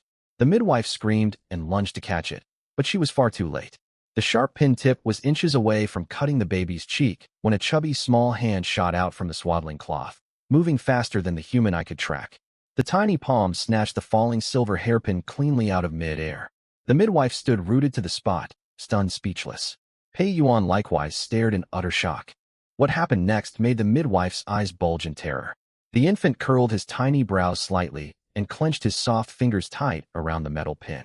A faint groan of bending metal filled the air. The moderately sturdy silver hairpin warped completely into a twisted spiral within the baby's miniature grasp. A heavy silence blanketed the birthing chamber. The midwife gaped toothlessly, emitting strangled, choking sounds as she stared back and forth between the deformed pin and the unnaturally composed infant. Her legs buckled, and she crashed heavily onto the floor. Heaven above, a celestial star descended to earth. This child is born with divine physical strength, a martial star incarnate. She kowtowed repeatedly against the floor, too terrified to even accept the customary reward money for delivering the child. Pei Yuan paid no heed to the panicked midwife. He gently pried open his son's fingers to retrieve the bent pin and tossed it onto the floor. The infant did not cry or fuss. Instead, he stretched his toothless mouth into a strange grin directed at Pei Yuan, as if showing off his feat of strength. Outstanding boy. A surge of overwhelming joy and bold resolve swelled in Pei Yuan's chest. Innate superhuman strength strong enough to bend silver mere moments after birth. This unmatched talent would surely mature into a peerless warrior capable of cutting down enemy generals amid thousands of enemy soldiers once he came of age. Your name shall be Pei Xinghua. Pei Yuan spoke in a deep, unshakable tone heavy with authority. Guarantee the peace and safeguard the realm for our Pei family for generations to come. The instant the name Xinghua left his lips, a long, dormant system alert resounded deep within Pei Yuan's mind, rumbling louder than ever before. The pale blue virtual interface shattered across his field of vision, replaced by blinding golden light that forced Pei Yuan to squint against its intensity, radiance 10 times brighter than the glow triggered by Xiao Yue's pregnancy. Ding! Congratulations to the host. Your legal wife has delivered your eldest son. Detected offspring talent rank. Supreme grade innate divine strength. Martial god physique. System upgrade requirements fully satisfied. Tier 1 of the Imperial Technology Tree has been officially unlocked.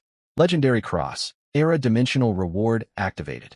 Reward distribution in progress. The golden luminescence burst outward across Pei's vision, yanking his consciousness into a void dimension. A massive golden treasure chest floated at the center of this space, its lid slowly creaking open to pour forth searing pillars of light. A cold mechanical voice boomed directly inside his skull. Distributed Reward 1. Complete Blast Furnace Iron-Making Blueprint. Distributed Reward 2. Full Bessemer Converter Steelmaking Technology. Distributed Reward 3. High. Alumina Refractory Brick Production Formula and Raw Material Proportioning Standards.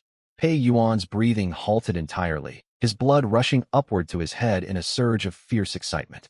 As a modern transmigrated soul, he understood the immense transformative value of these 3 technologies perfectly well. The current steelworking techniques of the Dacian dynasty could not even execute basic puddling steel methods. The weapons forged by local smiths were either brittle pig iron that snapped easily on impact, or soft wrought iron whose edges folded after only a handful of strikes. Prized 100, refined steel required blacksmiths to repeatedly heat, hammer, fold and pound iron ingots hundreds of times to filter out impurities, taking an entire month to craft a single decent blade. By contrast, the Bessemer converter process granted by the system was the foundational technology that ignited the first industrial revolution. Molten pig iron poured into the converter, with compressed air pumped upward from the bottom chamber. Oxygen within the air burned away excess carbon impurities in the molten metal. Pure steel could be produced in merely 20 minutes. This represented centuries of technological supremacy over the existing feudal world. Once he finished constructing these furnaces, he could mass-produce barrels for large-caliber muzzleloaders and matchlock firearms on an assembly line, rendering all traditional cold weapons obsolete. Pei Yuan snapped back to his senses as the golden interface faded away. Baby Pei Xinghua still grinned up at him, clutching the twisted silver pin firmly in his small fist. My fine son. Pei Yuan wrapped the infant securely in thick cotton swaddling cloth torn from the bed linens and passed the child to Xiao Yuwei, peering anxiously through the doorway. Take him inside so Wani can see him. Before Xiao Yuwei could reply, Pei Yuan grabbed his wolf fur outer robe hanging against the wall and strode out of the birthing chamber with heavy purpose. Tainyo. His roar boomed across the courtyard. Tainyo had been crouched beside a firewood stack gnawing on a frozen sweet potato. He jolted in fright, shoving the potato into his tunic and rushing forward at once. What are your orders, Master Pei? Pei Yuan fastened the robe's hemp cord tightly around his waist. Gather 20 armed men and follow me back to Black Wind Stockade. A fanatical fire for industrial infrastructure burned bright in his eyes. We work through the night with no rest today. At Black Wind Stockade, giant braziers blazed beside the assembly hall courtyard with crackling pine logs. More than 100 surrendered bandits were roused from their drafty sleeping quarters, shivering with blue-tinged skin as they stood exposed to frigid snow winds. Pei Yuan stood atop the stone steps, clutching 3 scrolls of parchment blueprint materialized directly into his possession by the system. Who among you has worked as a blacksmith? Pei Yuan's stern voice cut through the howling wind and snow. A heavy silence fell over the crowd. After a moment, 3 hands trembled and rose into the air. Tainyo strode forward and dragged the 3 men to the front as effortlessly as lifting chicks. The leader was a white-haired old man blind in one eye. Master, this old servant is Sun Dachui. I spent years crafting horseshoes for government troops at the county armory in years past. The elder knelt on the ground, his body shaking violently. Pei Yuan stepped down from the stone steps and slapped the first blueprint hard against Sun Dachui's chest. Study it closely. Sun Dachui unfolded the parchment scroll with shaking hands and pressed his good eye close beside the brazier. He stared for a long while before sharply gasping, clutching the sparse whiskers on his chin so hard he plucked 2 clean off without feeling a shred of pain. This furnace. His voice cracked sharply, his eyeball nearly pressed against the drawing. Master, this waste, drum-shaped inner chamber is ingenious. Air funneled in from the bottom circulates perfectly inside, stoking the fire 3 times hotter. Having honed his trade at the official armory, Sun Dachui instantly grasped the ingenuity of the blast furnace. Still, he swallowed hard, his face clouded with worry. But Master Pei, ordinary loam bricks cannot withstand such intense heat. They will melt outright once fired. Pei Yuan tossed the other 2 blueprints into his grasp. The brick formula is written here. These are high alumina refractory bricks. He pointed to the detailed ratio notation scrawled across the paper. Mix the clay strictly to these measurements. Fail in any regard, and you will forfeit your head. Black Wind Stronghold soon transformed into a sprawling, feverishly busy construction site. More than 100 bandits were split into 3 work crews. The first crew headed into the back mountains to mine hematite ore. The frigid night air was bitter enough to freeze ears solid, and the hematite had hardened into rock, solid chunks in the cold. The bandits shivered in their thin linen garments with no proper warmth to shield them. Pei Yuan personally oversaw the labor. Snatching a pickaxe, he shed his wolf fur cloak and stood bare, chested amid the swirling snow. Bang! He brought the pickaxe crashing down hard, sending sparks flying 3 feet outward and splitting open a basin-sized chunk of dark red ore. He hefted the dozens of jeans heavy or block and tossed it into a nearby bamboo basket. Hurry your work. No food for anyone if 5,000 jin of ore is not mined before daybreak. Terrified out of their wits, the bandits dared not utter a word and swung their pickaxes with desperate vigor. Their palms split open from the relentless vibration, blood seeping onto the wooden handles and freezing into ice instantly. Yet no one dared pause their labor. Red or dust mixed with melted snow dyed the entire back mountainside a glaring crimson. The second crew prepared the refractory clay. Guided by Sun Dachui, they blended loam, quartz, sand, and kaolin gathered from the hills in precise proportions dictated by the blueprints, tamping the mixture firmly inside wooden molds. Earthen kilns originally used for charcoal burning were lit overnight, churning out rows of pale gray high alumina refractory bricks nonstop. The third crew felled timber to build massive bellows. These were not the small hand-operated bellows common in ordinary blacksmith shops. Pei Yuan designed oversized double-acting wooden bellows with pull rods thicker than a man's thigh, requiring 4 strong laborers working in unison to operate them. Days slipped by one after another. For half a month, blizzards characteristic of the Little Ice Age swept through the region on and off. Yet the mountainside housing Black Wind Stronghold grew so swelteringly hot that men could work comfortably in only single-layer clothing. A 30 zhang tall blast furnace shaped like a giant waste drum rose fully constructed from tightly fitted gray refractory bricks. Mounted beside the furnace hung a rudimentary converter suspended by thick iron chains. The beating heart of the smelting system, fitted with exhaust vents to inject pressurized air straight into molten iron. The furnace ignition day finally arrived. Gray skies hung heavy with fine drifting snow as Pei Yuan stood a dozen paces from the furnace. Clad only in a coarse linen tunic soaked through with sweat, clinging tightly to his defined musculature. "Feed the furnace," Sun Dachui roared in his hoarse voice, now the chief smith of this makeshift armory. His face was perpetually caked in furnace soot. Several bare-chested men climbed wooden scaffolding to the furnace top, tipping basket after basket of crushed hematite, charcoal powder, and limestone flux into the furnace chamber. "Work the bellows." For sturdy laborers, chanted work cries, veins bulging prominently on their necks as they pumped the thick pole rods back and forth. Whoosh whoosh. A deep roaring gust surged through clay piping and flooded the furnace base. The fire roared to life with a thunderous rumble, vaporizing falling snowflakes into white steam the moment they neared the intense heat. Half an hour passed before a low, rumbling growl emanated from the furnace bottom, akin to a dormant beast stirring beneath the earth. Sun Dachui gripped his long iron poker so tightly that blisters burned across his palms. "Master Pei, the temperature is perfect." Pei Yuan strode forward, grabbing a thick iron bar wrapped in damp cloth. He jammed the bar hard into the clay seal, plugging the iron tapping hole at the furnace base. His arm muscles bulging with exertion. Boom! The clay seal ruptured.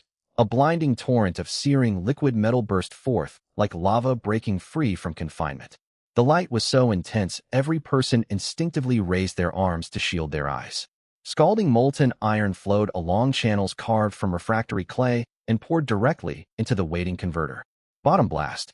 Pump harder!" Pei Yuan shouted sharply. A second team of bellows laborers strained every muscle to drive the mechanism, blasting high, pressure air upward through the converter's base and into the molten iron. Whoosh! Carbon, oxygen reactions ignited instantly, sending a zhang pillar of blazing fire erupting from the converter mouth toward the overcast sky, showering countless golden embers into the air. These flames represented the violent combustion of excess carbon impurities trapped within the raw iron. The fire plume burned fiercely for a full quarter of an hour before shrinking and shifting its hue from vivid yellow to piercing stark white, the sign that decarburization was complete. "Tilt the converter," Pei Yuan ordered. Heavy chains creaked as the converter slowly tipped forward. A stream of pure, blazing steel poured out into long clay molds laid out on the ground, hissing and billowing thick white steam on contact with the cooler air. This was the first true batch of industrial 100 refined steel ever produced in the Great Qin Dynasty. Another half-hour elapsed as the molten steel within the molds dulled into a dark gray solid mass. Pei Yuan walked over, grasped a cooled steel ingot with long, handled iron tongs, and lifted the still, warm metal high overhead before slamming it forcefully against a massive bluestone slab. Ordinary cast iron would shatter cleanly upon impact, revealing a porous, rough fractured surface full of air pockets. This steel ingot, however, bounced off the stone with a clear, resonant metallic ring that echoed across the entirety of Black Wind's stronghold, resembling a dragon's cry cutting through the sky.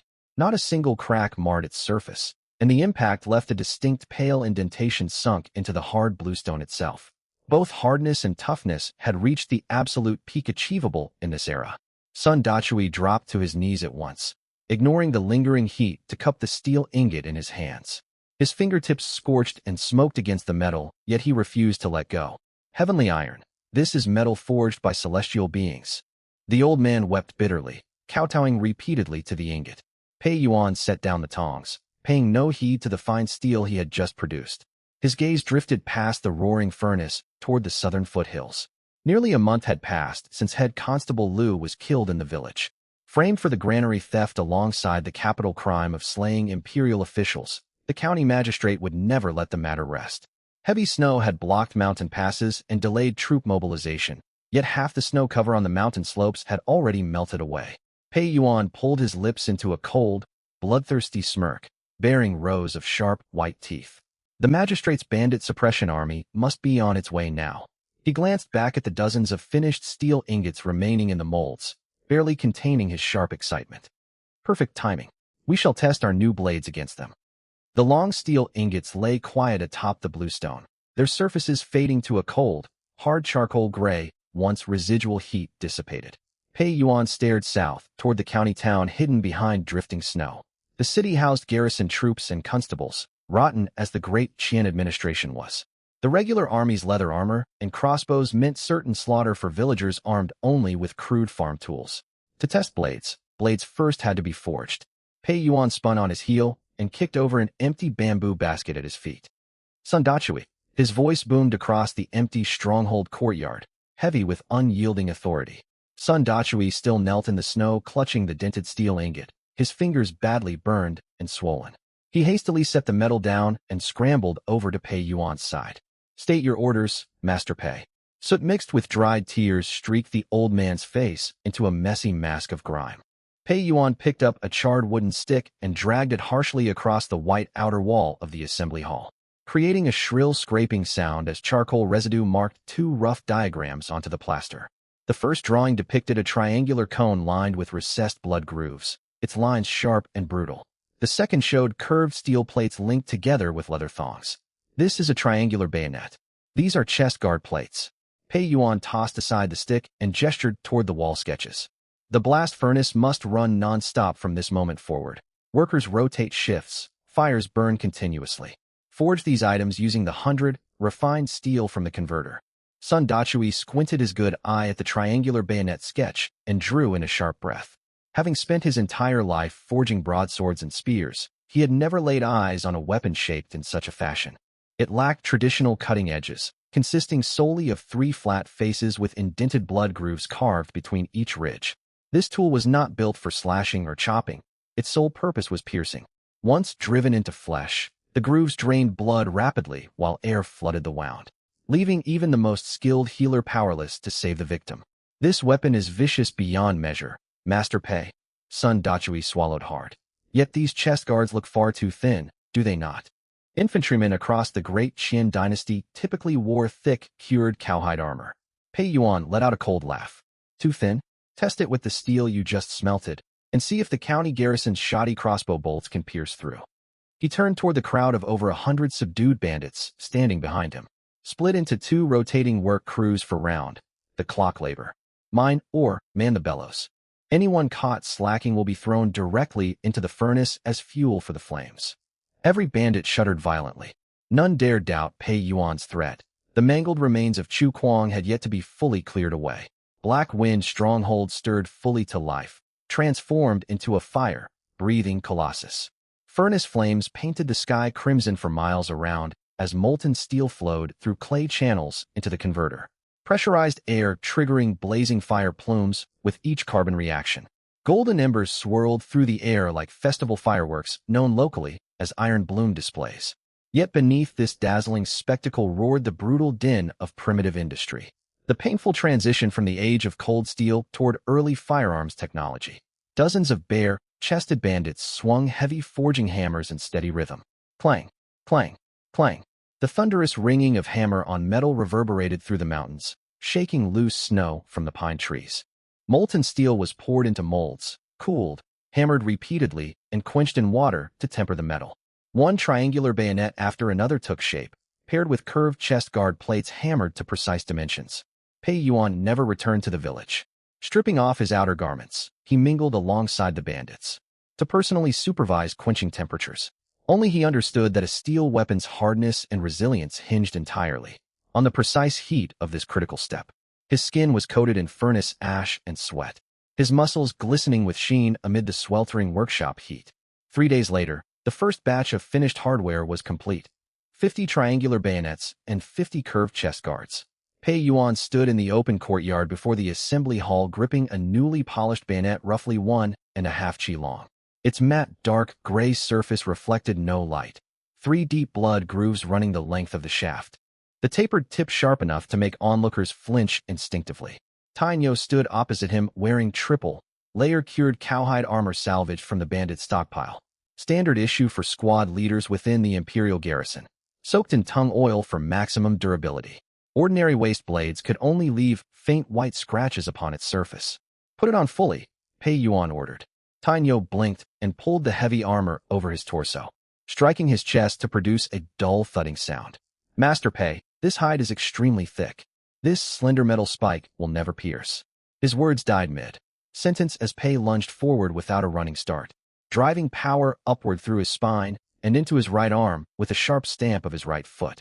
The bayonet blurred into a dark gray streak, stabbing straight toward Tainyo's chest. Slish! A soft tearing sound echoed with zero resistance, akin to hot wire slicing through soft tofu.